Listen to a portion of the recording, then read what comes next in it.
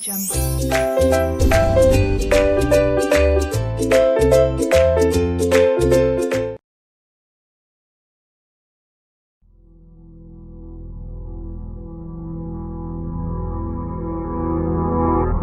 Hello all my dear students, I hope you all are doing good. मैं उम्मीद करता हूं आप सब लोग बहुत बढ़िया होंगे। तो चलिए आगे बढ़ते towards our sixth part of the revision videos relevant for your exams of May 22 और November 22। तो आज हम लोग शुरू करने वाले हैं सबसे पहले टैक्सेशन ऑफ डिविडेंड्स के बारे में। डिविडेंड इनकम कैसे टैक्सेबल होती है इनकम टैक्स लॉ के अंदर, ठीक है। तो सबसे पहले आज हम लोग जो डिस्कशन करने वाले हैं वो है 115 बीबीडी। अब 115 बीबीडी एक स्पेशल रेट ऑफ टैक्सेशन है जहां पर डिविडेंड आपके हाथ में 15% पे टैक्स होगा, ठीक है। अब ये 15% पे किसके हाथ में टैक्स होगा, क्या सर्कमस्टेंस में टैक्स होगा, वो जरा ध्यान से सुन लेना, ठीक है। ये अगर कोई इंडियन कंपनी है, अगर वो किसी फॉरेन कंपनी में 26% या उससे ज्यादा का इक्विटी शेयर होल्ड करती है, अगर इंडियन कंपनी फॉरेन कंपनी में 26% या उससे ज्यादा का इक्विटी शेयर होल्ड करती है, और ऐसी फॉरेन कंपनी को गवर्नमेंट बोलती है स्पेसिफाइड फॉरेन कंपनी जिसमें इंडियन कंपनी का 26% या उससे ज्यादा शेयर होल्डिंग होता है, ठीक है। तो अगर ऐसी कोई फॉरेन कंपनी है जिसमें इंडियन कंपनी का 26% या उससे ज्यादा शेयर होल्डिंग है और वो फॉरेन कंपनी इंडियन कंपनी को अगर डिविडेंड देती है तो वो डिविडेंड इंडियन कंपनी के हाथ में 15% पे टैक्सेबल होगा। ग्रॉसली टैक्सेबल है, उसके अगेंस्ट कोई भी डिडक्शन उसको नहीं मिलेगा। मतलब जो भी इनकम है वो डायरेक्टली 15% पे टैक्स हो जाएगी, उसके अगेंस्ट कोई भी डिडक्शन नहीं मिलने वाला है। ऐसी फॉरेन कंपनी को हम टेक्निकल वर्ड्स में क्या बोलेंगे, जिसमें इंडियन कंपनी 26% या उससे ज्यादा होल्ड करती है, ऐसी कंपनी को हम बोलेंगे स्पेसिफाइड फॉरेन कंपनी। ये चीज दिमाग में रखना, क्योंकि ये चीज आपको आगे जाकर ट्रांसफर प्राइसिंग में भी काम आएगा। क्योंकि ट्रांसफर प्राइसिंग के अंदर भी अगर कोई एक एंटिटी दूसरे एंटिटी में 26% या उससे ज्यादा होल्ड करती है तो वो दोनों एंटिटी एसोसिएट एंटरप्राइज बन जाती है, ठीक है। तो this is what this particular provision is all about. Sir क्या इस डिविडेंड के ऊपर मैट लगेगा? The answer is yes. MAT में इस पर्टिकुलर डिविडेंड इनकम पे कोई रिलैक्सेशन नहीं है, मैट में इससे रिलेटेड कोई रिडक्शन नहीं दिया है गवर्नमेंट ने, इसलिए अगर ये पीएनएल का पार्ट बनता है तो इसको अंदर रहने दो, इसके ऊपर मैट लगकर रहेगा, इससे आप नहीं बच पाओगे, ठीक है। तो this is the first section which we have to do over here. यहां पर सारे डिविडेंड कवर्ड है, सिर्फ 222E वाला डिविडेंड छोड़कर बाकी सारे dividends are covered in this particular section. जैसे नॉर्मल डिविडेंड, प्रेफरेंस डिविडेंड, ये डिविडेंड, वो डिविडेंड। नॉर्मल डिविडेंड आपका कवर्ड है, सॉरी प्रेफरेंस डिविडेंड नहीं कवर्ड है, नॉर्मल डिविडेंड कवर्ड है। और उसके बाद में आपका डीम डिविडेंड में भी 222A, 222B, 222C, 222D सब कवर्ड है, लेकिन 222E नहीं कवर्ड है, ठीक है। बाकी सारे डिविडेंड्स यहां पर कवर्ड है। सर सरचार्ज लगेगा इसमें? हाँ सरचार्ज लगेगा if the assessee's total income is exceeding the limit of surcharge plus 4% cess तो हमेशा लगता ही रहेगा, ठीक है। Now coming to the traditional dividend, जो नॉर्मल डिविडेंड से हमारे उसके बारे में बात करते हैं। डिविडेंड के ऊपर इनकम टैक्स लगता है कि नहीं लगता है? पहले तो एग्जाम था till 2020, till 31 March 2020 dividend was exempt under section 1034, but now it is taxable. Taxable under which head? Taxable under income from other source. Income from other source में वो टैक्सेबल हो जाएगा, ठीक है। अब क्या उसके अगेंस्ट कोई डिडक्शन मिलेगा? हाँ सिर्फ एक डिडक्शन मिलेगा जो गवर्नमेंट ने बोला है, वो है इंटरेस्ट ऑन डिविडेंड। अगर आपने कोई लोन लिया है किसी शेयर्स में इन्वेस्ट करने के लिए और उस लोन पे अगर आप इंटरेस्ट पे कर रहे हो तो वो इंटरेस्ट का डिडक्शन आपको डिविडेंड इनकम के अगेंस्ट मिल जाएगा, लेकिन उसमें भी एक सीलिंग डाल दिया, कैप डाल। Now what is the cap? The cap is 20% of the gross dividend. आपको डिविडेंड के 20% से ज्यादा का डिडक्शन नहीं मिलेगा। अगर आपका डिविडेंड 1 लाख रुपए का है तो आपको डिडक्शन सिर्फ 20,000 रुपए का मिलेगा, उससे ज्यादा का इंटरेस्ट का डिडक्शन नहीं मिलेगा। एक तो इकलौता डिडक्शन मिलने वाला इंटरेस्ट वाला, उसमें भी गवर्नमेंट ने कैप डाल के रखा है कि सिर्फ 20% का डिडक्शन मिलेगा, उससे ज्यादा नहीं मिलेगा, ठीक है। अब जब कंपनी आपको डिविडेंड पे करेगी तो क्या टीडीएस काटेगी? The answer is yes. कौन से सेक्शन में? सेक्शन 194 के अंदर, ठीक है। और 194 में कंपनी किसका टीडीएस काटेगी? शेयर होल्डर का टीडीएस काटेगी। कौन से शेयर होल्डर का? रेजिडेंट शेयर होल्डर का, ठीक है। रेजिडेंट शेयर होल्डर का कौन से डिविडेंड पे टीडीएस काटेगी? सारे dividend pay, deem dividend pay, normal dividend pay, preference dividend pay, equity dividend pay. और कितना परसेंट टीडीएस काटेगी? 10% टीडीएस काटेगी गवर्नमेंट आपका, ठीक है। रेजिडेंट शेयर होल्डर का, नॉन रेजिडेंट शेयर होल्डर का टीडीएस 194 में नहीं कटेगा, उनका टीडीएस 195 में कटेगा। कोई टेंशन वाली बात नहीं है, ठीक है। कटेगा कहीं ना कटेगा, कहीं ना कहीं तो काट के देंगे, छोड़ेंगे नहीं, ठीक है। रेजिडेंट शेयर होल्डर के लिए 10% यहां पर है, नॉन रेजिडेंट के लिए 195 के अंदर टीडीएस के बारे में बोला गया, ठीक है। नाउ कुछ केसेस में गवर्नमेंट ने बोला टीडीएस मत काटो। कब? अगर शेयर होल्डर इंडिविजुअल है, सुन लो अच्छे से, और अगर उसको आप डिविडेंड अदर देन कैश देते हो, शेयर होल्डर इंडिविजुअल होना जरूरी है, उसको अदर देन कैश देना जरूरी है, प्लस अगर सिर्फ 5,000 रुपए तक डिविडेंड देते हो, अगर ये 3 कंडीशन फुलफिल होता है तो सामने वाले का टीडीएस मत काटो। शेयर होल्डर इंडिविजुअल होना चाहिए और उसको अदर देन कैश पेमेंट कर रहे हो, आप कैश में डिविडेंड पेमेंट नहीं कर रहे हो, प्लस सामने वाला बंदे को आप 5,000 रुपए से ज्यादा का पेमेंट नहीं कर रहे हो तो आप टीडीएस मत काटो, ठीक है। सेकंड, अगर आप एलआईसी को पेमेंट कर रहे हो, जीआईसी को पेमेंट कर रहे हो, या आप किसी एनी अदर इंश्योरेंस को पेमेंट कर रहे हो, टीडीएस काटने की जरूरत नहीं है। थर्ड, बिजनेस ट्रस्ट के अंदर ये डिस्कशन आएगा, लेकिन मैं अभी बोल दे रहा हूं उसको।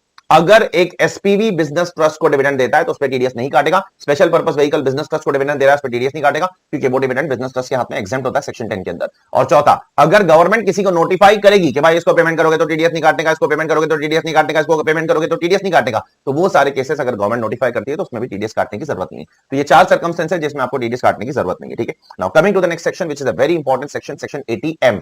इसमें क्या हो रहा है? इसमें सपोज अपन एक डोमेस्टिक कंपनी है, ठीक है। Assessee is a domestic company और इस असेसी को किसी और कंपनी से क्या मिल रहा है? डिविडेंड मिल रहा है। सपोज मैं डोमेस्टिक कंपनी हूं और मुझे किसी दूसरे डोमेस्टिक कंपनी से डिविडेंड मिल रहा है या दूसरे फॉरेन कंपनी से डिविडेंड मिल रहा है या बिजनेस ट्रस्ट से डिविडेंड मिल रहा है, ठीक है। मैं एसोसिएट डोमेस्टिक कंपनी हूं, डोमेस्टिक कंपनी है और डिविडेंड किससे मिल रहा है उसको? 3 लोगों से, या तो किसी दूसरे डोमेस्टिक कंपनी से, किसी फॉरेन कंपनी से, या तो किसी बिजनेस ट्रस्ट से। अब सुनो जरा, मुझे जितना भी डिविडेंड मिल रहा है ना, उसमें से मुझे चैप्टर 6A में डिडक्शन मिल जाएगा। कितना डिडक्शन मिलेगा? मैं डिविडेंड लेने वाला कौन है? डोमेस्टिक कंपनी, और डिविडेंड देने वाले 3 कंपनी से जिनका नाम मैंने 2 बार आपको बता दिया, ठीक है। अब मुझे कितना डिडक्शन मिलेगा? जितना भी डिविडेंड मुझे इस साल मिला कंपेयर विद, पॉइंट नंबर 1, जितना भी डिविडेंड मुझे इन तीनों से इस साल मिला कंपेयर विद मैंने अपने शेयर होल्डर को डिविडेंड कितना दिया, दोनों को कंपेयर करने का, ठीक है। मुझे कितना डिविडेंड मिला, पॉइंट नंबर 1, प्लस मुझे कितना डिविडेंड मिला पूरे साल में से अप्रैल से लेकर मार्च तक मुझे कितना डिविडेंड मिला, पॉइंट नंबर 1।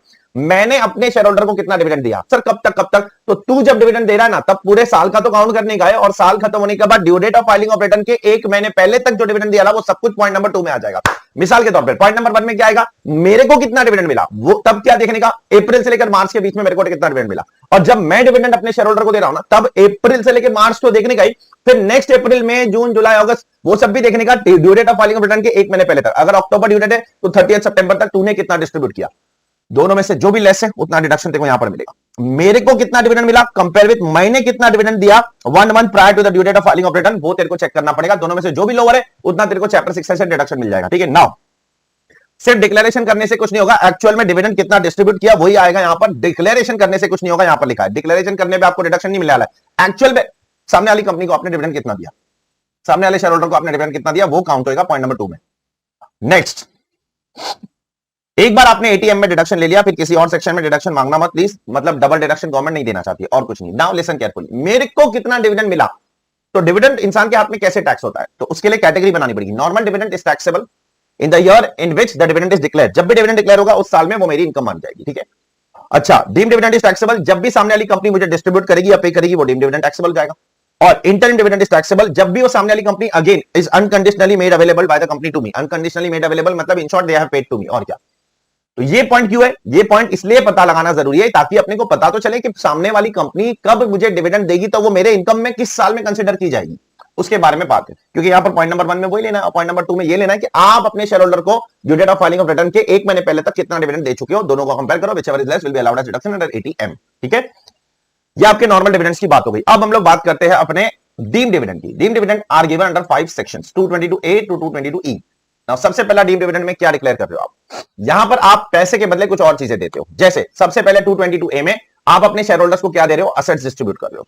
तो ये अगर आप शेयर होल्डर को अपने एसेट्स डिस्ट्रीब्यूट करोगे तो गवर्नमेंट बोलती है ये भी डीम डिविडेंड है, कंपनी को या शेयर होल्डर को उस पर टैक्स भरना पड़ेगा। पहले कंपनी टैक्स भरती थी, डिविडेंड डिस्ट्रीब्यूशन टैक्स, अब वो कॉन्सेप्ट निकल चुका है, अब शेयर होल्डर टैक्स भरेगा इनकम टैक्स के तौर पे, ठीक है। क्योंकि आपको पता होगा पहले डीडीटी का कॉन्सेप्ट था, अभी डीडीटी का कॉन्सेप्ट तो निकल चुका है, ठीक है। तो जरा ध्यान से सुनना प्लीज। तो अगर कोई भी कंपनी अपने शेयर होल्डर को कोई असेट डिस्ट्रीब्यूट करती है तो ये शेयर होल्डर के हाथ में डीम डिविडेंड है, लेकिन कितना है, only to the extent the company possesses accumulated profits. Share holder के हाथ में डीम डिविडेंड कंपनी के प्रॉफिट से ज्यादा नहीं हो सकता है। सपोज कंपनी के पास प्रॉफिट है 5 लाख और कंपनी ने शेयर होल्डर्स को असेट दिया 8 लाख रुपए का, तो शेयर होल्डर के हाथ में 8 लाख रुपए का डिविडेंड नहीं हो सकता है, सिर्फ 5 लाख रुपए का हो सकता है।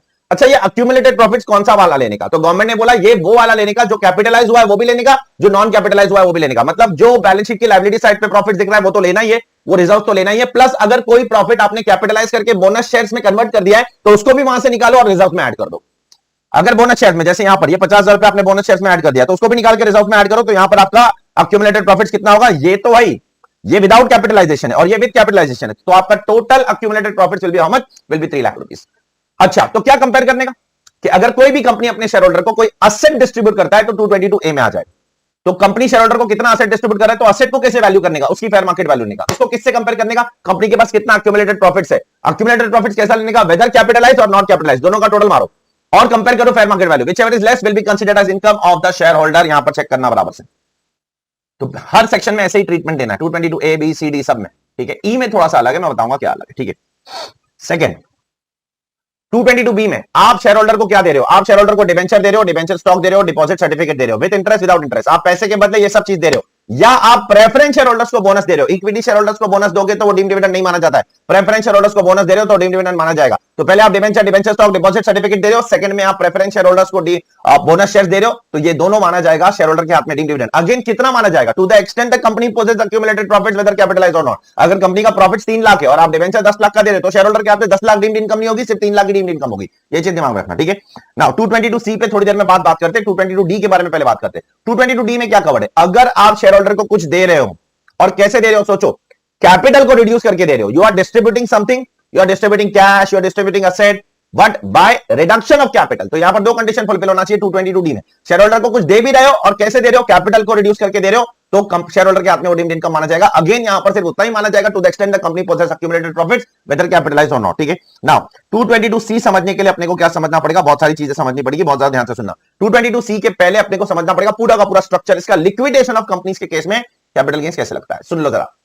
अगर एक कंपनी का लिक्विडेशन होता है, देखो हमने बहुत किस्म के रीस्ट्रक्चरिंग पढ़े, जैसे हमने एचयूएफ का पार्टीशन होगा तो क्या होगा, अमालगमेशन होगा तो क्या होगा, डीमर्जर होगा तो क्या होगा, स्लम सेल होगा तो क्या होगा, और अगर सक्सेशन होगा तो क्या होगा, पार्टनरशिप फॉर्म का डिसोल्यूशन होगा तो क्या होगा, रिकॉन्स्टिट्यूशन होगा तो क्या होगा। ये सब किस्म के हमने अलग अलग किस्म के रीस्ट्रक्चरिंग पढ़े। अब हम लोग को पढ़ना है कि कंपनी का अगर लिक्विडेशन होगा तो क्या होगा, उसके बारे में भी तो जानना जरूरी है। तो अगर कंपनी का लिक्विडेशन हो जाता है, मान लो, ठीक है, कंपनी लिक्विडेट हो गई, तो सबसे पहले कंपनी के हाथ में उसका क्या ट्रीटमेंट होगा, मैं बता रहा हूं आपको। कंपनी अगर सारे असेट्स बेच देती है और फिर शेयर होल्डर्स को पैसा देती है तो फिर कंपनी को कैपिटल गेन्स भरना पड़ेगा, क्योंकि कंपनी सारे असेट्स खुद बेच रही है। अगर कंपनी सारे असेट्स खुद बेच रही है और फिर शेयर होल्डर को पैसा दे रही है तो कंपनी को कैपिटल गेन टैक्स भरना पड़ेगा। लेकिन अगर कंपनी सारे असेट्स खुद नहीं बेच रही है बल्कि शेयर होल्डर्स को असेट्स ही ट्रांसफर करिए, एक शेयर होल्डर को बुलाया, ले भाई लैंड ले, ले भाई बिल्डिंग ले, ये ले भाई मशीनरी ले, तो फिर कंपनी के हाथ में वो एक एग्जेम्प्ट ट्रांसफर माना जाता है 46(1) में, उस पर कैपिटल गेन्स नहीं लगता है। Any transfer of capital asset by a company to a shareholder on liquidation is exempt under section 46(1). जैसे सेक्शन 47 के अंदर exempt ट्रांसफर थे ना, वैसे यहां पर 46 के अंदर exempt ट्रांसफर है। लेकिन जितना भी असेट कंपनी ने अपने शेयर होल्डर को दिया उतना कंपनी को माना जाएगा कि कंपनी ने शेयर होल्डर को डीम डिविडेंड दिया है, to the extent the company possesses accumulated profits 222C के अंदर। कैपिटल गेन्स तो कंपनी को नहीं लगेगा, लेकिन जितना भी असेट शेयर होल्डर को मिला, पैसा मिला, असेट मिला, जो भी मिला, वो शेयर होल्डर के हाथ में डीम डिविडेंड माना जाएगा। चेक करो, कैपिटल गेन्स में एग्जेम्पशन मिल जाएगा लेकिन आईएफओएस में एग्जेम्पशन नहीं मिलेगा, शेयर होल्डर के हाथ में deem income. Now share holder के हाथ में टैक्स इंप्लीकेशन क्या होगा? शेयर होल्डर क्या कर रहा है? शेयर होल्डर अपने शेयर ट्रांसफर कर रहा है भाई, बदले में उसको क्या मिल रहा है? बदले में उसको सबसे पहले मिल रहा है पैसा कंपनी से, साथ साथ में असेट्स मिल रहा है, तो दोनों का टोटल मारो। उसमें से अगर यहां पर उसने कुछ डीम डिविडेंड भर दिया है तो उतना डीम डिविडेंड यहां से लेस कर दो। चेक करो, शेयर होल्डर को जितना भी पैसा मिला, जितना भी असेट मिला, उसकी एफएमवी ले लो, वो उसका पॉइंट नंबर 1 माइनस उसने अगर कुछ डीम डिविडेंड ऑलरेडी कंपनी ने उसको असेट्स दिया तो शेयर होल्डर को डीम डिविडेंड पे टैक्स भी तो लगा है आपस में, तो उसने जितने अमाउंट पे टैक्स भर दिया उतने यहां से लेस कर दो। वो आपका नेट सेल कंसिडरेशन, उसके बाद में से आप कॉस्ट ऑफ एक्विजिशन शेयर्स का निकालो, इंडेक्स कॉस्ट निकालो, उसके बाद एलटीसीजी एसटीसीजी जो भी है वो देख लो। तो इसके ऊपर मैंने बहुत सारे आपको क्वेश्चन भी करवाए क्लास के अंदर, वो बराबर से देख लेना, ठीक है। सर पीरियड ऑफ होल्डिंग कहां तक काउंट होगा? हाँ, एक बार कंपनी का लिक्विडेशन हो गया उसके बाद का पीरियड आप पीरियड ऑफ होल्डिंग में काउंट नहीं करोगे, you will count only till the date of liquidation. Last but not least, sir company से जो शेयर होल्डर को जो असेट्स मिला, सर यहां पर जो असेट मिला सर, ये वाला असेट, ठीक है, तो सर ये अगर आगे बेचा तो इसका कॉस्ट ऑफ एक्विजिशन क्या होगा? इसका कॉस्ट ऑफ एक्विजिशन वही होगा जो यहां पर एफएमबी था। चेक कर लो, आगे जाकर अगर बेचता है तो उसका कॉस्ट ऑफ एक्विजिशन वही होगा जो यहां पर एफएमबी था, और कुछ नहीं, ठीक है। I hope it is clear to all of you. And one last section over here 222E। इसमें क्या हो रहा है? 222E है ना, पहले 4 सेक्शन से काफी अलग है। कैसे अलग है सर? जो पहले 4 सेक्शंस थे ना, वो सिर्फ और सिर्फ वो सारी कंपनीज के लिए एप्लीकेबल थे, लेकिन जो 222E है ना, वो सिर्फ और सिर्फ क्लोजली हेल्ड कंपनीज के लिए एप्लीकेबल है, सारी कंपनीज के लिए एप्लीकेबल नहीं है। अब यहां पर क्लोजली हेल्ड कंपनी क्या कर रही है? मैं एक क्लोजली हेल्ड कंपनी हूं, आप एक शेयर होल्डर हो, और आप कैसे शेयर होल्डर हो? एक मामूली शेयर होल्डर नहीं हो, आपका मेरी कंपनी में 10% या उससे ज्यादा स्टेक है, आपका मेरी कंपनी में 10% या उससे ज्यादा का इक्विटी पावर है, इक्विटी शेयर्स है, और मैं ऐसे शेयर होल्डर को अगर लोन देता हूं तो वो डीम डिविडेंड हो जाएगा और आपके हाथ में टैक्स हो जाएगा। तो एक क्लोजली हेल्ड कंपनी अपने 10% इक्विटी शेयर होल्डर को अगर लोन देती है तो वो 10% इक्विटी शेयर होल्डर के हाथ में टैक्स हो जाएगा। साथ साथ में सपोज मैं एक शेयर होल्डर हूं, मैं कंपनी हूं, आप एक 10% शेयर होल्डर, और यहां पर एक कंसर्न है, कंसर्न मतलब एक एचयूएफ है, एक फर्म है, एक एओपी बीओआई है, और उस एओपी बीओआई, उस कंसर्न, उस फर्म में आप कौन है? 10% शेयर होल्डर, आपका 20% स्टेक है, मतलब आपका उस कंसर्न में सब्सटैंशियल इंटरेस्ट है। तो आप मुझ में तो होल्ड करते हो 10% या उससे ज्यादा, आप कौन हो? आप एक नॉर्मल शेयर होल्डर हो, ठीक है, और यहां पर एक कंसर्न है, उसमें आप 20% शेयर होल्ड कर रहे हो, ठीक है, मतलब आपका उस कंसर्न में सब्सटैंशियल इंटरेस्ट है। तो अब अगर मैं उस कंसर्न को भी लोन दूंगा ना तो वो भी डीम डिविडेंड में कवर हो जाएगा। चेक करना, पॉइंट नंबर 1 डायरेक्टली अगर शेयर होल्डर को दे रहे हो, पॉइंट नंबर 2 अगर आप किसी कंसर्न को दे रहे हो, ऐसा कंसर्न जिसमें उस शेयर होल्डर का 20% स्टेक है, दोनों के दोनों यहां पर डीम डिविडेंड में कवर हो जाएंगे। बट कितना डीम डिविडेंड माना जाएगा शेयर होल्डर के हाथ में? To the extent the company possesses accumulated profit. ये चीज याद रखना, यहां पर आगे के शब्द नहीं लिखे हुए, वेदर और नॉट कैपिटलाइज्ड, ये वर्ड्स यहां पर नहीं है। पहले चारों सेक्शन में ये वर्ड्स से आप बैरक चेक कर लेना, लेकिन 222E में ये वर्ड्स गवर्नमेंट नहीं लिखे, चेक कर लो, ठीक है सर। बाकी ये सारी चीजें तो मैंने आपको बताई दी है, ठीक, कि ये 10% होना चाहिए, ये कंसर्न का मतलब कौन होता है, HUF, form, company, AOP, BOI, ठीक है ना। सर अगर मैंने आपको लोन दिया, आप 10% शेयर होल्डर, मैंने आपको लोन दिया और आप मुझे रीपे कर दोगे तो भी क्या डीम डिविडेंड लगेगा? लगेगा, उससे कोई फर्क नहीं पड़ता, ठीक है। मैंने आपको लोन दिया और आप मुझे रीपे कर दो तो भी डीम डिविडेंड लगेगा, रीपेमेंट का उससे कोई लेना देना नहीं है, ठीक है। सर मैंने आपको सर वो लोन दिया तो सर वो अक्यूमुलेटेड प्रॉफिट से लेस होगा, डेफिनेटली आपको लेस करना पड़ेगा, क्योंकि फिर से अगर लोन दोगे ना तो डबल बार टैक्स लग जाएगा। मिसाल के तौर पे आपके बैलेंस शीट में अक्यूमुलेटेड प्रॉफिट 3 लाख है, अब मैंने ऑलरेडी आपको 3 लाख का लोन दे दिया, आपने 3 लाख पे टैक्स भर दिया, अब मैं वापस आपको 2 लाख का लोन देता हूं तो आपको वापस से 2 लाख पे टैक्स नहीं लगना चाहिए, because deem dividend will be to the extent of accumulated profits, तो अक्यूमुलेटेड प्रॉफिट से उतना आपको लेस करना पड़ेगा, ठीक है। लास्ट बट नॉट लीस्ट यहां पर अगर आप ट्रेड एडवांसेस दे रहे हो which are in the nature of commercial transaction would not fall within the ambit of advance and therefore same would not be treated as deemed dividend. अगर आप किसी को ट्रेड एडवांस दे रहे हो, आपका शेयर होल्डर है, 10% share holder है, लेकिन आपके साथ उसका बिजनेस भी है, तो उसको आप ट्रेड एडवांस दे रहे हो। अगर आप उसको ट्रेड एडवांस दे रहे हो, बिजनेस के अंदर जरूरी है, तो अगर आप ऐसा दे रहे हो तो उस पर आपको डीम्ड डिविडेंड नहीं माना जाएगा, ठीक है। आगे बढ़ रहा हूं with one last point over here, that is in certain cases dividend shall not include certain things, ठीक है। दो चीजें डिविडेंड में नहीं आएगी, dividend shall not include 2 things. Point number 1 ये उसका भाषण है, पॉइंट नंबर 2 उसका भाषण नीचे, ठीक है। पॉइंट नंबर 2 क्या है सर? पॉइंट नंबर 2 यहां पर है। अब पॉइंट नंबर 1 क्या है, गौर से सुनना। पॉइंट नंबर 1 थोड़ा अतरंगी, पॉइंट नंबर 2 में ऐसा कुछ खास नहीं है। The following things will not include in the definition of dividend, मतलब इन चीजों पे आपको टैक्स नहीं लगेगा। पहला, अगर मैं आपको डिविडेंड दे रहा हूं, ठीक है, मैंने आपको पहले लोन दिया हूं, सुन लो अच्छे से, मैंने आपको लोन दिया हूं तो वो आपके हाथ में 222E में टैक्सेबल हो जाएगा। चाहे मैंने आपको 1 लाख का लोन दिया, अब मैं आपको 50,000 रुपए का डिविडेंड दे रहा हूं। अब आप मुझे क्या बोल रहे हो पता है? 50,000 का डिविडेंड मुझे मत दो, वो जो आपने मुझे लोन दिया था ना उसमें से सेट ऑफ मार दो। तो अगर मैंने आपको पहले 1 लाख रुपए का लोन दिया, आपने उस पर टैक्स भर दिया 222E के हिसाब से, अब मैं आपको 50,000 रुपए का नॉर्मल डिविडेंड दे रहा हूं, क्योंकि आपका मेरी कंपनी में शेयर होल्डिंग है तो मुझे डिविडेंड भी देना पड़ेगा। तो नॉर्मल डिविडेंड अगर आप मुझे बोलते हो कि सेट ऑफ मार दो, अगर मैं सेट ऑफ मार दूंगा तो वो 50,000 आपके हाथ में एग्जाम चेक करो। Any dividend paid by company which is set off by the company against the loan which has been deemed as dividend under 222E shall not be included in the definition of dividend. ये पहला example है। लेकिन अगर मैं आपको बोलता हूं कि मैं आपको 1 लाख का लोन देता हूं तो वो आपके हाथ में डीम्ड डिविडेंड, उस पर टैक्स भरो 222E। अब मैं आपको 50,000 रुपए का डिविडेंड दे रहा हूं तो आप मुझे बोलो ऑफसेट वॉफसेट मत करो, सेट ऑफ मत करो, आप मुझे पूरा 50,000 रुपए पे करो। अब अगर मैं आपको 50,000 रुपए पे कर रहा हूं, सेट ऑफ नहीं कर रहा हूं, तो आपको उस 50,000 रुपए भी टैक्स भरना पड़ेगा। आप अगर सेट ऑफ करवा लोगे तो बच जाओगे। किसके अगेंस्ट सेट ऑफ करवा लो? जो 222E में डीम डिविडेंड बना था उसके अगेंस्ट आप नए वाले डिविडेंड को सेट ऑफ करवा लो तो बच जाओगे। लेकिन अगर आप बोलोगे नहीं नहीं सेट ऑफ नहीं करवाना, आप मुझे पैसा दे दो भाई, वो लोन मैं बाद में रीपे करूंगा, वो 1 लाख रुपए अलग रखो, इसको अलग रखो, दोनों को साथ में मिक्स मत करो, मैं वो बाद में रीपे करूंगा। अगर वो बाद में रीपे करोगे तो आपको टैक्स भरना पड़ेगा, ठीक है। ये चीज दिमाग में रखना। सेकंड, अगर आप किसी को लोन देते हो, किसी शेयर होल्डर को जो 10% होल्ड करता है आपके केस में, आप उसको लोन देते हो in ordinary course of business and money lending is not substantial part of the business. Money lending आपका सब्सटेंशियल पार्ट ऑफ बिजनेस नहीं है, आपका बहुत अलग बिजनेस है, उसमें मनी लेंडिंग एक छोटा सा पार्ट है। और अगर आप अपने शेयर होल्डर को ऑर्डिनरी कोर्स में देते हो, मतलब अगर बाकी लोगों को 18% पे देते हो तो अपने शेयर होल्डर को भी 18% पे देते हो। ऐसा नहीं होना चाहिए बाकी लोगों को 18% देते हो, अपने शेयर होल्डर को 5% पे दे रहे हो तो ये ऑर्डिनरी कोर्स नहीं है, फिर डीम डिविडेंड लग जाएगा। लेकिन अगर आप अपने शेयर होल्डर को ऑर्डिनरी कोर्स ऑफ बिजनेस में अगर लोन देते हो, और मनी लेंडिंग आपका सब्सटेंशियल पार्ट है ही नहीं, मेन बिजनेस है ही नहीं, वो तो आपका सब्सिडरी बिजनेस है, मेन बिजनेस नहीं है आपका, सप्लीमेंट्री बिजनेस है वो, मेन बिजनेस कुछ और है, मनी लेंडिंग को ऐसे ही कर लेते हो आप, तो आपको इसमें डीम डिविडेंड का इंप्लीकेशन नहीं आएगा, चेक कर लो। This is what this topic is all about. एक बार देख लो फिर आगे बढ़ते हैं।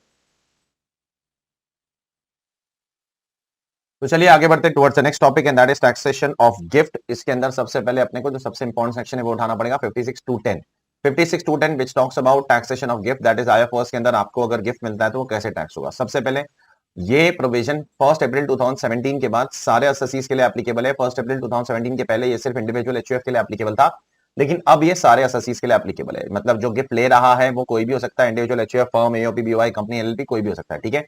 और इसमें आपको क्या क्या गिफ्ट मिलेगा तो टैक्स होगा। बहुत सारे लोगों के दिमाग में गलत फहमी है कि आपको कुछ भी गिफ्ट मिलेगा तो टैक्स होगा। कोई कोई बोलता है आपको अगर कोई BMW देगा तो भी टैक्स होगा, हाँ। कोई कोई बोलता है आपको अगर कोई डायमंड देगा तो भी टैक्सेबल होगा, हाँ। कोई कोई बोलता है अगर आपको कोई से घर देगा तो भी टैक्सेबल होगा, हाँ। अब ये चीज दिमाग में रखना, अपने को पता लगाना पड़ेगा क्या क्या गिफ्ट लेने पर टैक्स लगता है। हर चीज लेने पर टैक्स ही लगती है।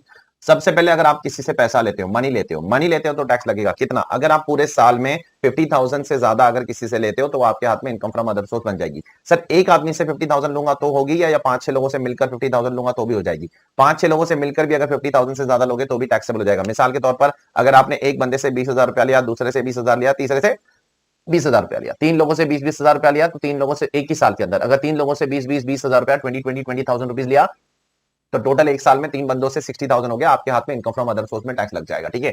गवर्नमेंट ने ये नहीं बोला है कि एक बंदे से 50,000 से ज्यादा लोगे तो टैक्स लगेगा। गवर्नमेंट ने बोला पूरे साल में फ्रॉम अ पर्सन और पर्संस, ऊपर देखो, फ्रॉम अ पर्सन और पर्संस, एक बंदे से या बहुत सारे बंदों से मिलाकर भी 50,000 से ज्यादा लेते हो तो आपके हाथ में गिफ्ट टैक्स लग जाएगा, ठीक है। ये पहली चीज है। दूसरी चीज, इमूवेबल प्रॉपर्टी दूसरी चीज, पहले तो पैसा लेना थोड़ा समझ लो, पैसा लेने पर आपको गिफ्ट टैक्स लग सकता है आईएफओएस के अंदर। सेकंड, अगर आप किसी से इमूवेबल प्रॉपर्टी लेते हो, इमूवेबल प्रॉपर्टी आपको कोई फ्री में दे देता है, ठीक है, से लैंड किसी ने फ्री में दे दिया, किसी ने बिल्डिंग फ्री में दे दिया, तो आपको उस पर टैक्स लग जाएगा, ठीक है। अब सवाल सुनना, गौर से सुनना, कब टैक्स लगेगा? अगर उस लैंड या बिल्डिंग की स्टैम्प ड्यूटी वैल्यू 50,000 रुपए से ज्यादा है, तो अगर उसकी स्टैम्प ड्यूटी वैल्यू 50,000 रुपए से ज्यादा है तो आपके हाथ में टैक्स लग जाएगा, ठीक है। ये तो कवर्ड ही है, ये तो आपको किसी ने गिफ्ट दे दिया, ऐसा ही किसी ने आपको घर दे दिया, जमीन दे दिया, बिल्डिंग दे दिया, तो अगर उस जमीन, घर, बिल्डिंग की 50,000 रुपए से ज्यादा स्टैम्प ड्यूटी वैल्यू, आपके हाथ में गिफ्ट टैक्स लग जाएगा, ठीक है, ये पहली चीज। लेकिन अगर आपको सपोज किसी ने ऐसे ही नहीं दिया बल्कि सस्ते में दिया, सपोज उस घर की वैल्यू, स्टैम्प ड्यूटी वैल्यू 50,000 से 10 लाख है और आपको किसी ने 6 लाख रुपए में दे दिया, तो जो डिफरेंशियल अमाउंट है ना वो भी हाथ में आपके टैक्सेबल हो जाएगा, ये चीज दिमाग में रखना। सपोज उस घर की वैल्यू कितनी है, उस घर की वैल्यू है से 10 लाख और आपको कोई सस्ते में दे देता है, ठीक है, स्टैम्प ड्यूटी वैल्यू 10 लाख है और आपको सामने वाला 6 लाख में देता है, तो डिफरेंशियल अमाउंट अगर 50,000 रुपए से ज्यादा ना तो वो भी आपके हाथ में टैक्सेबल हो जाएगा। लेकिन अब गवर्नमेंट ने इसमें कुछ अमेंडमेंट किया है, ये सेकंड वाले पॉइंट्स में कुछ अमेंडमेंट्स आए हैं, वो चीज एक एक करके दिमाग में रखना पड़ेगा आपको, ठीक है। अगर आपको किसी से इमूवेबल प्रॉपर्टी फ्री में नहीं मिलती है, फ्री में मिलेगी तो टेंशन नहीं है, 50,000 रुपए से ज्यादा अगर स्टैम्प ड्यूटी वैल्यू है तो टैक्स लग जाएगा। लेकिन अगर आपको किसी से इमूवेबल प्रॉपर्टी इनएडिक्वेट कंसीडरेशन में मिलती है तो आपके हाथ में टैक्सेबल कब होगा पता है? जब दो कंडीशन फुलफिल होगी। पहला, the difference between the consideration and the stamp duty value has to be more than 50,000।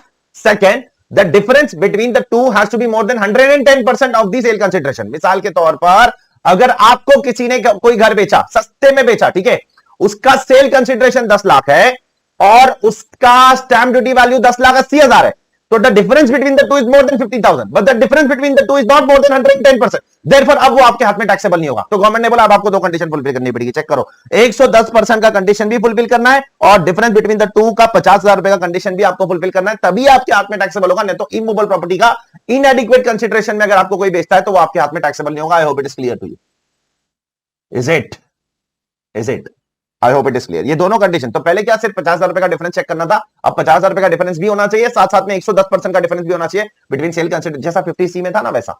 अब यहां पर ये जो 110% का डिफरेंस है ना, गवर्नमेंट ने कुछ केसेस में इस 110% को 120% भी कर दिया है, कुछ केसेस के लिए। अब वो बहुत स्पेसिफिक केस है जिसमें आपको 50,000 के डिफरेंस के साथ साथ 120% का डिफरेंस होना चाहिए, तो ये आपके हाथ में गिफ्ट टैक्स लगेगा, नहीं तो आपके गिफ्ट टैक्स नहीं लगेगा। यह है फाइनेंस एक्ट 2021 अमेंडमेंट। अगर आपने 12 नवंबर 2020 से लेकर 30 जून 2021 के बीच में किसी को रेसिडेंशियल यूनिट ट्रांसफर किया है, कमर्शियल यूनिट नहीं, रेसिडेंशियल यूनिट ट्रांसफर किया है, और वो रेसिडेंशियल यूनिट बायर का पहला घर है, first allotment of the residential unit to the purchaser, और इसका कंसीडरेशन 2 करोड़ रुपए तक है, 2 करोड़ से ज्यादा नहीं है, और difference between the stamp duty value and the consideration is greater than 50,000 rupees, तो उस केस में बायर को गिफ्ट टैक्स कब लगेगा? जब the differential amount between the sale consideration and the stamp duty value is more than 120%, ठीक है। ये चार कंडीशन। रेसिडेंशियल यूनिट आप ट्रांसफर कर रहे हो बायर को 12 नवंबर 2020 से लेकर 30 जून 2021 के लिए बीच में, बायर का पहला घर है, ये घर का कंसीडरेशन जो बेचा आपने उसको वो 2 करोड़ रुपए से ज्यादा नहीं है, 2 करोड़ के अंदर का घर है, और साथ साथ में the difference between the two is more than 50,000 rupees, तब जाकर आपको ये पर्टिकुलर प्रोविजन का बेनिफिट मिलेगा कि बायर के लिए अब इसमें जो सेफ हार्बर है वो 110% से गवर्नमेंट ने 120% कर दिया। ऐसा सिमिलर अमेंडमेंट गवर्नमेंट ने आगे जाकर सेक्शन 43CA में भी किया है, ठीक है, 43CA में। थोड़ी देर बाद में 43CA आपको बता दूंगा, ठीक है। Now coming to the third provision. तो पैसा लेना गुनाह है भाई 50,000 के ऊपर, इमूवेबल प्रॉपर्टी लेना भी गुनाह है। अगर आप फ्री में लेते हो तो स्टैम्प ड्यूटी वैल्यू 50,000 से ज्यादा नहीं होना चाहिए, और अगर फ्री में नहीं ले रहे हो, इनएडिक्वेट कंसीडरेशन में ले रहे हो, तो आपको दो कंडीशन फुलफिल करना है। उसमें भी एक जगह 110%, एक जगह 120% जो अमेंडमेंट आया। तीसरा, अगर आप मूवेबल प्रॉपर्टी ले रहे हो, मूवेबल प्रॉपर्टी में गवर्नमेंट ने डिफाइन कर दिया क्या क्या आएगा, शेयर्स आएगा, सिक्योरिटीज आएगा, ज्वेलरी आएगा, आर्कोलॉजिकल कलेक्शन आएगा, drawing, painting, sculpture, any other work of art, Boolean. ये जो कैपिटल एसेट के डेफिनेशन में था ना अंदर, सब कुछ जो गवर्नमेंट ने स्पेसिफिकली इंक्लूड कर दिया था वो सब कुछ है। शेयर्स एंड सिक्योरिटीज के बाद सब कुछ वही है, देखो, jewellery, archaeological collection, painting, sculpture, any other work of art और बुलियन। बुलियन मतलब जो आपका रॉ गोल्ड होता है। अगर ये सब चीज अगर आपको कोई फ्री में देता है तो इसकी अगर एफएमवी 50,000 रुपए से ज्यादा है, आपके हाथ में टैक्सेबल हो जाएगी। अगर आप फ्री में नहीं मिलता है, आपको सस्ते में मिलता है, मतलब अगर इसकी एफएमवी 12 लाख है, आपको 10 लाख में मिल रहा है, तो डिफरेंशियल अमाउंट अगर 2,50,000 रुपए से ज्यादा है, यहां पर तो 2 लाख है, 12 लाख की चीज 10 लाख में मिल रही है, लेकिन अगर डिफरेंशियल अमाउंट 50,000 रुपए से ज्यादा है तो आपके हाथ में टैक्सेबल हो जाएगा। चेक कर लेना, आपके हाथ में टैक्सेबल हो जाएगा, ठीक है, as income from other source. Now कुछ केसेस में ये प्रोविजन एप्लीकेबल नहीं है। अब मैं बता रहा हूं क्या क्या है। सबसे पहले, अगर होल्डिंग अपनी सब्सिडरी को असेट देता है, 100% सब्सिडरी को, या 100% सब्सिडरी अपनी होल्डिंग को असेट देता है, सब्सिडरी होल्डिंग को दे रहा है, होल्डिंग सब्सिडरी को दे रहा है, तो ये इस पर गिफ्ट टैक्स नहीं लगेगा। होल्डिंग अपनी सब्सिडरी को असेट दे सकता है, सब्सिडरी अपनी होल्डिंग को असेट दे सकता है। कंडीशन सिर्फ एक है, जो लेने वाली कंपनी है, ट्रांसफरी कंपनी, वो इंडियन कंपनी होनी चाहिए, बस ये चीज दिमाग में रखना। Transferee company has to be an Indian company, ये चीज दिमाग में रखना। नाउ नेक्स्ट, सपोज मैंने आपको एक घर गिफ्ट में दे दिया, ठीक है, कितना, एक घर गिफ्ट में दे दिया, ऐसे 10 लाख रुपए उसकी स्टैम्प ड्यूटी वैल्यू है, ठीक है, तो आप 10 लाख रुपए में टैक्स भरोगे बराबर, क्योंकि मैंने आपको फ्री में घर दे दिया 10 लाख रुपए का, उसकी 10 लाख रुपए स्टैम्प ड्यूटी वैल्यू, आपको 10 लाख पे गिफ्ट टैक्स भरना पड़ेगा। अब आगे जाकर अगर आप वो घर बेचते हो तो आपके लिए उसका कॉस्ट ऑफ एक्विजिशन क्या होगा? वही होगा जितने पे आपने टैक्स भरा। आपने कितने पे टैक्स भरा? 10 लाख पे, तो वो स्टैंप ड्यूटी वैल्यू आपके लिए आगे जाकर क्या बन जाएगी? आपके लिए आगे जाकर बन जाएगी cost of acquisition. I hope it is clear to you. जो अमाउंट पे आप टैक्स भरोगे वो अमाउंट आपके लिए बन जाएगा क्या? Cost of acquisition. आगे जाकर जब भी आप उसको बेचोगे उतना कॉस्ट लेकर आप कैपिटल गेन्स को कंप्यूट कर सकते हो। ठीक है, नाउ कुछ केसेस में 56(2)(10) इज नॉट एप्लीकेबल। नाउ एक एक चीज बहुत बारीकी से देखना, कौन कौन से केसेस में 56(2)(10) इज नॉट एप्लीकेबल। अगर आपको किसी रिलेटिव से गिफ्ट मिलता है, 56(2)(10) इज नॉट एप्लीकेबल। रिलेटिव से गिफ्ट मिलता है, सर रिलेटिव मतलब क्या? रिलेटिव का डेफिनेशन गवर्नमेंट ने नीचे दिया है, गौर से देखना। रिलेटिव मतलब अगर आप इंडिविजुअल हो तो इंडिविजुअल का कौन कौन रिलेटिव हो सकता है? उसका स्पाउस, हस्बैंड, वाइफ, फिर brother and sister of the individual, मेरे भाई बहन, ठीक है, फिर brother and sister of the spouse of the individual, मतलब मेरे साला साली, फिर brother and sister of either of the parents of the individual, ठीक है, मतलब मेरे चाचा, मेरे मामा, मेरे बुआ, मेरे मासी, मेरे बड़े पापा, ये सब लोग, ठीक है। Any linear ascendant, linear descendant of the individual, मेरे लीनियर एसेंडेंट, लीनियर डिसेंडेंट मतलब कौन? मेरे माँ बाप, मेरे दादा दादी, मेरे बच्चे, मेरे पोते, ये सब मेरे लीनियर एसेंडेंट, लीनियर डिसेंडेंट हो गए। Any linear ascendant and linear descendant of the spouse of the individual, मतलब मेरी बीवी के लीनियर एसेंडेंट, मेरी बीवी के माँ बाप, मेरे बीवी के बच्चे, मेरे बीवी के माँ बाप, मेरे क्या हो गए? मेरे सास ससुर एक्सेट्रा, ये सब मैंने आपको क्लास में एग्जांपल दिया था, ठीक है।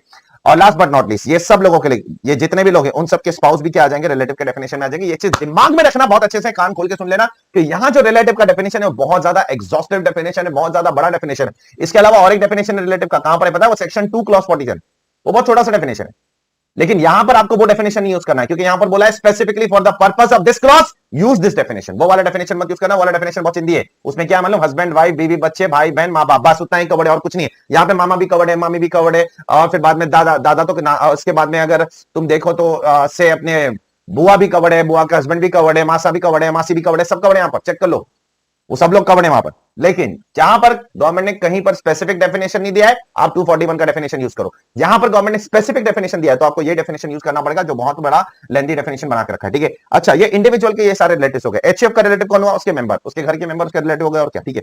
तो उसको एचएफ को अपने घर से कुछ, अपने घर के मेंबर से कुछ मिलता है तो उसके हाथ में एग्जाम्प्ट हो जाएगा, ठीक है। सेकंड, अगर आपको मैरिज पे कुछ मिल रहा है, एग्जाम्प्ट है। अगर आपको विल में कुछ मिल रहा है, इनहेरिटेंस में कुछ मिल रहा है, एग्जाम्प्ट है। अगर in contemplation of a death of a payer और डोनर मिल रहा है तो एग्जाम्प्ट है। इसका मतलब क्या होता है, ठीक है। सपोज सामने एक पेयर, एक डोनर है, वो क्या लग रहा है? उसको लग रहा है मरने वाला है, तो वो क्या करता है मालूम? मेरे को अपनी कुछ प्रॉपर्टी देके चला जाता है। मूवेबल प्रॉपर्टी, इमूवेबल प्रॉपर्टी के लिए प्रोविजन एप्लीकेबल नहीं है। वो अपनी ज्वेलरी, वो अपना कैश मुझे दे देता है, ठीक है, और बोलता है कि यार मेरे को डॉक्टर ने बोला है कि मैं चंद दिनों का मेहमान हूं, तू ये सब संभाल, ये सब तेरा, ठीक है। लेकिन कंडीशन के साथ, कंडीशन क्या है कि अगर मैं ठीक हो गया, सामने वाला बोल रहा है, जो मुझे दे रहा है ना, मुझे बोल रहा है अगर मैं ठीक हो गया तो मैं वापस ले लूंगा, या मेरे पहले तू ही मर गया तो तू भी मुझे वापस दे देगा। ये कंडीशंस के साथ मैं तेको सब कुछ दे रहा हूं। तो अगर ऐसा कंटेम्पलेशन मतलब मरने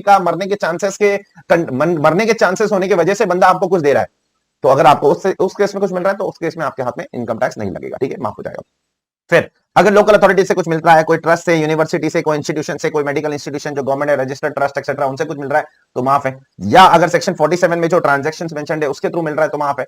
जैसे अगर सपोज 47 में क्या मेंशन्ड है, अमालगमेशन में कुछ मिल रहा है, डीमर्जर में कुछ मिल रहा है एक्सेट्रा, ये सारे केसेस अगर कवर्ड हो रहे हैं उसमें अगर आपको कुछ मिल रहा है तो माफ है, ठीक है। अगर किसी फ्रॉम इंडिविजुअल ट्रस्ट को अगर किसी इंडिविजुअल से मिल रहा है कुछ तो माफ है। अगर ट्रस्ट को किसी इंडिविजुअल से मिल रहा है, अगर आपको कुछ ट्रस्ट से मिल रहा है वो यहां कवर्ड है, और अगर ट्रस्ट को कुछ इंडिविजुअल से मिल रहा है तो यहां कवर्ड है। और गवर्नमेंट ने आखिर में क्या बोला है, जरा गौर से सुन लेना मेरी बात। क्या सेंट्रल गवर्नमेंट अगर कुछ प्रिस्क्राइब करेगी लोगों को कि भाई ये सब लोग भी नहीं कवर्ड है तो वो सब लोगों को भी माफ हो जाएगा। तो क्या सेंट्रल गवर्नमेंट ने किसी को प्रिस्क्राइब किया है? हाँ किया है, रूल 11 यूएससी। सेंट्रल गवर्नमेंट ने very recently rule 11 USC apply किया है और बोला है कि 3 लोगों के केस में सेक्शन 56(2)(10) एप्लीकेबल नहीं होगा। अब वो 3 खुशनसीब लोग कौन है? सबसे पहले पता है आपको, दिल्ली के अंदर बहुत सारी अनऑथोराइज कॉलोनी है, बहुत सारी अनऑथोराइज कॉलोनी को गवर्नमेंट ने ऑथोराइज किया है। तो अगर आप रेजिडेंट ऑफ दिल्ली हो और अगर आपके पास कोई इमूवेबल प्रॉपर्टी है, लैंड और बिल्डिंग है, और अगर आप resident of unauthorise colony in the national capital of Delhi, अगर वहां पर हो और गवर्नमेंट आपको उसको रेगुलराइज करवा के दे रही है, मतलब उसको आपको रेगुलराइज मतलब उसको एकदम लीगल बनवा के दे रही है, तो गवर्नमेंट आपसे प्रॉपर्टी लेकर उसको लीगल बनवा के दे रही है तो उसमें आपको गिफ्ट टैक्स नहीं लगेगा। चेक कर लो, वहां पे आपको प्रूफ देना पड़ेगा कि ये आपकी प्रॉपर्टी एक्सेट्रा, आपको कुछ ना कुछ तो प्रूफ देना पड़ेगा। आपने कभी ना कभी खरीदा था, सेल डीड होनी चाहिए, पावर ऑफ अटर्नी होनी चाहिए, या तो परचेज एग्रीमेंट, या तो अपने पेमेंट के लिए कोई डॉक्यूमेंट होगा, चेक डिटेल्स, बैंक डिटेल्स, कुछ तो देना पड़ेगा आपको।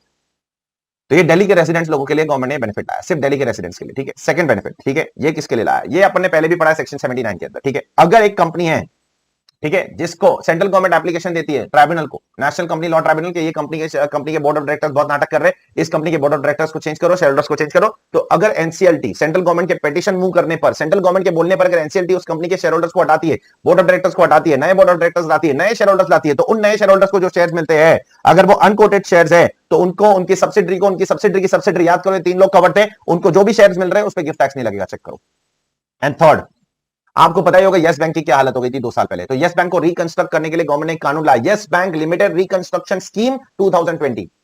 उसमें क्या होगा, यस बैंक के शेयर्स बेच रहे थे और गवर्नमेंट नए शेयर होल्डर्स को लाकर इन्वेस्टर्स इन्वेंट कर रही थी, गवर्नमेंट नए नए इन्वेस्टर्स को लेकर आ रही थी। तो अगर गवर्नमेंट ने नए इन्वेस्टर्स लाया, यस बैंक को रिकंस्ट्रक्ट करने के लिए उनको शेयर्स दिया, तो उनको जो भी शेयर्स दिया immovable property, sorry movable property being equity shares, तो नए इन्वेस्टर्स को लाओगे तो शेयर्स दोगे ना फ्री में उनको, तो फ्री में शेयर्स दिया या सस्ते में शेयर्स दिया तो वो शेयर्स उनके हाथ में इनकम फ्रॉम अदर सोर्स नहीं मानी जाएगी। ठीक है, चेक करो, ये 3 सर्कमस्टेंस गवर्नमेंट ने नोटिफाई किया है in rule 11 UAC. I hope it is clear to you. ठीक है, नेक्स्ट, अगर कोई रेजिडेंट है और वो किसी नॉन रेजिडेंट को इंडिया के बाहर, अगर आप इंडिया में रेजिडेंट हो और नॉन रेजिडेंट बाहर है, अगर उसको इंडिया के बाहर आप कुछ मनी देते हो, मनी क्या देते हो, आप रेजिडेंट हो और रेसिपिएंट कौन है, नॉन रेजिडेंट है, और आपको उसको मनी देते हो, इमूवेबल प्रॉपर्टी या मूवेबल प्रॉपर्टी नहीं, ज्वेलरी, बुलियन शेयर, सिक्योरिटीज, ये सब नहीं। अगर एक रेजिडेंट एक नॉन रेजिडेंट को, रेजिडेंट इंडिया में है, नॉन रेजिडेंट बाहर है, अगर रेजिडेंट नॉन रेजिडेंट को सिर्फ मनी देगा तो, और वो मनी इंडिया के बाहर दे रहा है, इंडिया में देगा तो वैसे भी टैक्सेबल, इंडिया के बाहर देगा तो वो डीम टू अक्रूअल राइज हो जाएगा और उस पर उसको गिफ्ट टैक्स लग जाएगा 56(2)(10) के अंदर। चेक कर लो, ये प्रोविजन कब आया, ऑन आफ्टर 5 जुलाई 2019 से आया। ठीक है, वो डेट नहीं याद रखोगे तो चलेगा, उससे कोई फर्क नहीं। देने वाला कौन, रेजिडेंट, लेने वाला कौन, नॉन रेजिडेंट, और देने वाला क्या दे रहा है, पैसा दे रहा है। तो अगर इमूवेबल प्रॉपर्टी इंडिया के बाहर दे रहा है तो टैक्स नहीं लगेगा, और अगर बुलियन ज्वेलरी ये सब बाहर दे रहा है तो टैक्स नहीं लगेगा, अगर पैसा इंडिया के बाहर दे रहा है तो टैक्स लगेगा, बाकी सब कुछ दे रहा है तो टैक्स नहीं लगेगा। ठीक है, आगे बढ़ रहा हूं मैं, ये बहुत इंपॉर्टेंट पॉइंट है, ये this is the crux of the entire topic. अब इसके अंदर क्या है, ठीक है, ये इंपॉर्टेंट पॉइंट के अंदर, सपोज सामने वाले ने मुझे कुछ असेट दिया, ठीक है, तो वो मेरे हाथ में गिफ्ट लग सकता है। ठीक है, अगर वो मुझे इनएडिक्वेट कंसीडरेशन पे बेचता है तो, ठीक है, if he sells me for inadequate consideration, वो मेरे हाथ में गिफ्ट होगा।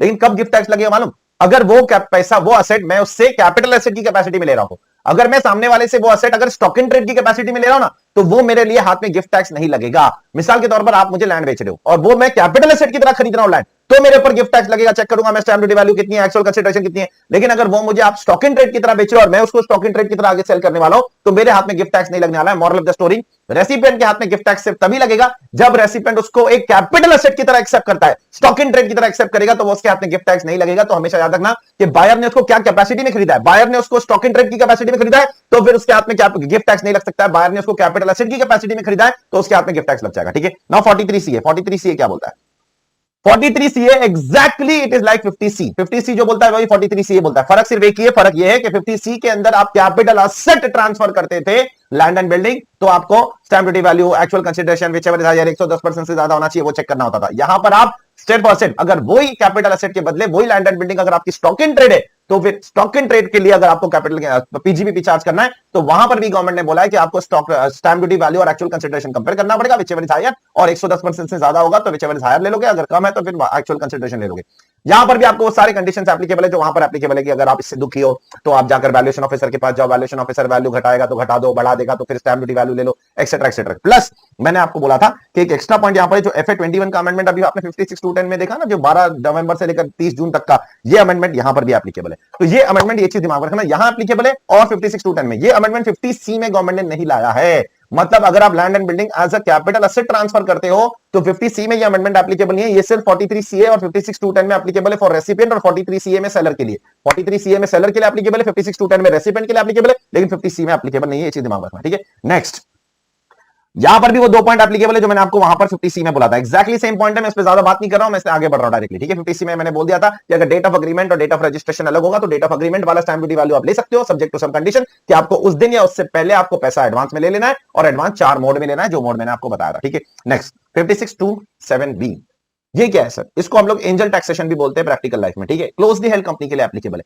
अगर कोई क्लोजली हेल्ड कंपनी अगर शेयर इशू करती है अपने रेजिडेंट को, नॉन रेजिडेंट को इशू करेगी तो ये प्रोविजन एप्लीकेबल नहीं है। मैं क्लोजली हेल्ड कंपनी अपने शेयर होल्डर्स को शेयर इशू कर रहा हूं जो रेजिडेंट शेयर होल्डर है, तो अगर मैंने अपनी फेयर मार्केट वैल्यू से ज्यादा में इशू किया, suppose fair market value 30 rupees है और मैंने 200 रुपए में इशू किया, तो जो डिफरेंशियल अमाउंट है ना फेयर मार्केट वैल्यू से ज्यादा मेरे को मिल रहा है ना, वो मेरे हाथ में इनकम फ्रॉम अदर सोर्स से, मेरा फेयर मार्केट वैल्यू है 30 रुपया और मैं उसको 100 रुपया 200 रुपए में इशू कर रहा हूं, तो differential amount will be income from other source. ठीक है, अब ये प्रोविजन कुछ लोगों के लिए एप्लीकेबल नहीं है, और इसका मैंने पूरा लॉजिक बताया था आपको क्लास में, कैसे इससे गवर्नमेंट अससी टैक्स इवेजन करता था। जबरदस्त मैंने आपको बताया था टैक्स इवेजन कैसे होता था, और उस टैक्स इवेजन को रोकने के लिए गवर्नमेंट ने एंजल टैक्सेशन का प्रोविजन लाया। अब कुछ लोगों के लिए प्रोविजन एप्लीकेबल नहीं है, जरा गौर से सुन लो वो कौन है खुश नसीब लोग। सबसे पहले, this provision is shall not apply where the consideration for shares is for issue of shares is received by venture capital undertaking. अगर venture capital undertaking shares issue कर रही है, पैसा रिसीव कर रही है, तो शेयर्स कौन इशू कर रहा है, वेंचर कैपिटल अंडरटेकिंग। पैसा कौन रिसीव कर रहा है, वेंचर कैपिटल अंडरटेकिंग। किससे रिसीव कर रही है, from a venture capital company, पैसा देने वाली। मतलब venture capital undertaking will be a company and venture capital company will be the share holder, और venture capital fund will be the share holder, और specified fund will be the share holder. और specified fund का मतलब क्या है, एक fund जो India के अंदर है, जस्ट वेट, स्पेसिफाइड फंड का मतलब जो इंडिया के अंदर है, जो ट्रस्ट कंपनी एलएलपी के फॉर्म में है, जिसके पास ऑल्टरनेटिव इन्वेस्टमेंट फंड का कैटेगरी 1 या कैटेगरी 2 का सर्टिफिकेट है। तो यहां पर देखना, यहां पर कंपनी कौन है, कंपनी ये है पहली वाली, ये बाकी तीनों कौन है, 1 2 3, ये सब शेयर होल्डर है। तो अगर ये कंपनी इन तीन में से किसी भी से भी पैसा रेस करती है, इसके लिए 56(2)(7)(b प्रोविजन एप्लीकेबल नहीं है। ये फेयर मार्केट वैल्यू से कम पैसा रेस करे, ज्यादा रेस करे, उससे फर्क नहीं पड़ता है, इस पे इसको टैक्स नहीं लगने वाला, ठीक है। अगर second, when it is received by a company from a class और class of person as may be notified by central government, government कुछ लोगों को नोटिफाई करेगी, कुछ कंडीशंस डालेगी, बहुत सारे कंडीशंस डालेगी इनफैक्ट, अगर वो सबसे पैसा रेस कर रहे हो तो चलेगा, और अगर वो कंडीशंस आपको वायलेट नहीं करने, अगर वो कंडीशंस आपने वायलेट किए तो आपको टैक्स तो लगेगा। इस साथ साथ में गवर्नमेंट ने यहां पर बोल दिया कि उसको हम मिस रिपोर्टिंग ऑफ इनकम मानेंगे और उसमें हम आपको 200% की पेनल्टी लगा देंगे, 50% नहीं। अगर आपने जो कंडीशंस हमने बोला है, हम नोटिफिकेशन लाएंगे उसके लिए प्रॉपर, उस नोटिफिकेशन के अंदर बहुत सारी कंडीशंस डालेंगे, अगर वो सारे कंडीशंस आपने वायलेट किए तो हम आपकी बैंड बजा देंगे, आपको टैक्स तो लेंगे डिफरेंशियल अमाउंट पे, और डिफरेंशियल अमाउंट पे टैक्स लेने के साथ साथ हम 200% की पेनल्टी भी लगा देंगे, ठीक है। थर्ड, मैंने आपको पहले बोल दिया, अगर आप नॉन रेसिडेंट्स को शेयर इश्यू करते हो एक्सेस अमाउंट में तो भी चलेगा, ये प्रोविजन नॉन रेसिडेंट्स के लिए एप्लीकेबल नहीं है, सेक्शन में साफ साफ लिखा है, ये प्रोविजन सिर्फ और सिर्फ किसके लिए एप्लीकेबल है, जब शेयर होल्डर कैसा है, जब शेयर होल्डर एक रेसिडेंट शेयर होल्डर है, ठीक है। और चौथा और आखिरी प्रोविजन यहां पर यह है कि ये प्रोविजन सिर्फ और सिर्फ जब एक closely held company shares issue करती है तब एप्लीकेबल है, जब एक widely held company shares issue करती है तो ये प्रोविजन एप्लीकेबल नहीं, जैसे कि आप ऊपर पॉइंट नंबर 4 में देख सकते हो, ठीक है ना। नीचे मैंने एक कंपाइलेशन बना दिया आप लोगों के लिए, आप भी क्या याद रखोगे जिंदगी में, जाओ ऐसे कौन कौन से सेक्शन है पूरे इनकम टैक्स लॉ में जहां पर company which are not in which public is not substantially interested, ऐसे प्रोविजन एप्लीकेबल है। या आप बोल सकते हो ऐसे कौन कौन से प्रोविजन इनकम टैक्स लॉ में जहां पर क्लोजली हेल्ड कंपनी एप्लीकेबल है। एक 222E में क्लोजली हेल्ड कंपनी है, मैंने आज ही बताया आपको, 56(2)(7)(b अभी बताया, एक 68 के चैप्टर में जाकर देख लेना, पेनल्टी के चैप्टर में, एक सेक्शन 79 में आप जाकर देख लेना set of and carry forward में, और एक सेक्शन 179 जो आपने अब तक पढ़ा नहीं है, ठीक है, आगे जाकर वो आएगा शायद, ठीक है, तब देख लेंगे। तो पहले 4 सेक्शन तो आपने देख लिए, ये सारे जगहों पर, ये टोटल 5 जगह इनकम टैक्स लॉ में जहां पर क्लोजली हेल्ड कंपनी के बारे में गवर्नमेंट ने बोला है, छठी जगह पे आपको दिखेगा नहीं, ठीक है। This is what the compilation and what the interlinking का level we are trying to do in our CA final syllabus. तो एक बार देख लो फिर आगे बढ़ेंगे। चलिए आगे बढ़ते towards the next topic, that is deduction for SEZ under 10AA। अब 10AA के अंदर एसईजेड को कुछ जबरदस्त बेनिफिट मिलता है। पहले ये प्रोविजन ना 31 मार्च 2020 पे खत्म होने वाला था, फिर गवर्नमेंट ने इसको 1 साल के लिए एक्सटेंड कर दिया 31 मार्च 2021 तक, ठीक है। और अभी फिर हम लोग क्यों पढ़ रहे हैं सर, ये 2021-22 में हमारे लिए एप्लीकेबल तो नहीं होना चाहिए ना, नहीं, ये पढ़ने का रीजन है, मैं आपको बताता हूं हम लोग क्यों पढ़ रहे हैं इसके लिए, ठीक है। तो यहां पर आपको क्या करना है, आपको एसईजेड में जाकर एक यूनिट खोलना है, वहां पर जाकर यूनिट खोल के आपको मैन्युफैक्चर करना है, किसी भी प्रोडक्शन, किसी भी आर्टिकल का मैन्युफैक्चर या प्रोडक्शन करना है, या तो कंप्यूटर सॉफ्टवेयर बनाना है, और उसके बाद आपको क्या करना है, इंडिया में बेचना है, नहीं इंडिया में नहीं बेचना है, आपको एक्सपोर्ट करना है। अगर आप ये सारी चीजें करते हो, आप एसईजेड में जाकर यूनिट खोलते हो, और यूनिट खोलने के बाद आप वहां पर मैन्युफैक्चर करते हो, प्रोडक्शन करते हो, और उसके बाद में या तो आप कंप्यूटर सॉफ्टवेयर बनाते हो और एक्सपोर्ट करते हो, तो उसमें क्या होगा, जो भी एक्सपोर्ट करके प्रॉफिट आएगा उसमें पहले 5 साल के प्रॉफिट्स 100% माफ हो जाएंगे, और उसके अगले 5 साल के प्रॉफिट दैट इज 6 से लेकर 10th ईयर तक आपके 50% प्रॉफिट्स माफ हो जाएंगे, और उसके अगले 5 साल के profit that is 11th year से लेकर 15th ईयर के प्रॉफिट्स भी आपके 50% माफ हो जाएंगे। लेकिन उसमें एक कंडीशन है कि आपको जितना भी प्रॉफिट माफ करवाना है मैक्सिमम 50% होगा, उससे ज्यादा तो होगा नहीं। 11 से लेकर 15th ईयर में कंडीशन है कि आपको उतना प्रॉफिट स्पेशल इकोनॉमिक जोन री इन्वेस्टमेंट अलाउंस रिजर्व में ट्रांसफर करना पड़ेगा फ्रॉम पीएनएल, उसमें ट्रांसफर करोगे तो ही आपको बेनिफिट मिलेगा, नहीं तो नहीं मिलेगा। पहले 10 साल में ऐसा कोई भी कंडीशन नहीं है, लेकिन 11वें से लेकर 15th ईयर में आपको वो पैसा अगर डिडक्शन चाहिए 50% तक, तो आपको री इन्वेस्टमेंट अलाउंस रिजर्व में ट्रांसफर करना पड़ेगा। ट्रांसफर करके आपको क्या करना है, ट्रांसफर करके आपको क्या करना है, जैसे ही आप ट्रांसफर करोगे उसके 3 साल के अंदर आपको नई प्लांट एंड मशीनरी खरीद के यूज करना शुरू कर देना है, और तब तक रिजर्व्स को इंटैक्ट कर देना है, ठीक है। इंटैक्ट मतलब रिजर्व्स को तब तक टच नहीं करना। जैसे ही आपने रिजर्व क्रिएट किया उसके एंड से 3 साल के अंदर, उसके एंड से 3 साल के अंदर आपको क्या करना है, आपको 3 साल के अंदर, आप सपोज 2021-22 में आपने रिजर्व क्रिएट किया, तो उसके एंड से 3 साल के अंदर मतलब 2025 तक आपको नई प्लांट एंड मशीनरी खरीद के यूज करना शुरू कर देना है, ठीक है ना। तब अगर नहीं करोगे तो आपको बेनिफिट नहीं मिलेगा, ठीक है ना। आगे अगर आपने कुछ गलत काम किया 3 साल के अंदर तो आपकी इनकम हो जाएगी, ठीक है। और अगर 3 साल के अंदर आपने से पैसा विड्रॉ किया और उससे आपने गलत प्लांट एंड मशीनरी खरीद ली, second hand plant and machinery खरीद ली, गवर्नमेंट ने नया बोला लेकिन आप सेकंड हैंड खरीद रहे हो, तो आपकी डीम्ड इनकम हो जाएगी कौन से साल की, जिस साल में आप गलत काम कर रहे हो। लेकिन अगर आपने 3 साल तक कुछ गलत काम किया ही नहीं, मतलब 3 साल तक आपको खरीदना चाहिए था, नई प्लांट एंड मशीनरी यूज करना चाहिए था, वो किया ही नहीं, तो फिर आपकी चौथे साल की डीम्ड इनकम हो जाएगी, ठीक है। Of the year immediately following the period of 3 years. अगर 3 साल के अंदर गलत काम किया तो जिस साल में गलत काम किया तभी की डीम्ड इनकम, और अगर 3 साल तक कोई काम ही नहीं किया जो बोला था तो फिर चौथे साल की डीम्ड इनकम हो जाएगी, ठीक है। नाउ अगर मैं एसईजेड पे यूनिट खोलता हूं, उधर मैन्युफैक्चरिंग करता हूं या कंप्यूटर सॉफ्टवेयर बनाता हूं, और उसमें से थोड़ा इंडिया में बेचता हूं, थोड़ा बाहर एक्सपोर्ट करता हूं, तो क्या मुझे रिलैक्सेशन मिलेगा, मिलेगा ना। आपको ये फॉर्मूला फॉलो करना पड़ेगा। कौन सा फॉर्मूला, जितना भी आपका टोटल प्रॉफिट है उस अंडरटेकिंग का जो एसईजेड के अंदर है, उस अंडरटेकिंग का, पूरे बिजनेस का नहीं लेना है, एसईजेड के अंदर जो अंडरटेकिंग है उसका प्रॉफिट लो, उसमें से देखो एक्सपोर्ट टर्नओवर कितना, numerator divide by total turnover, ठीक है। अब ये फॉर्मूले के हिसाब से आपको प्रोपोर्शनल डिडक्शन मिल जाएगा, ठीक है। अब सारे शब्दों को गवर्नमेंट ने डिफाइन किया है, सर एक्सपोर्ट टर्नओवर मतलब क्या, सर टोटल टर्नओवर मतलब क्या, sir profits of the undertaking मतलब क्या। तो सुन लो, अभी एक एक करके सारे शब्दों का मतलब समझा रहा हूं मैं।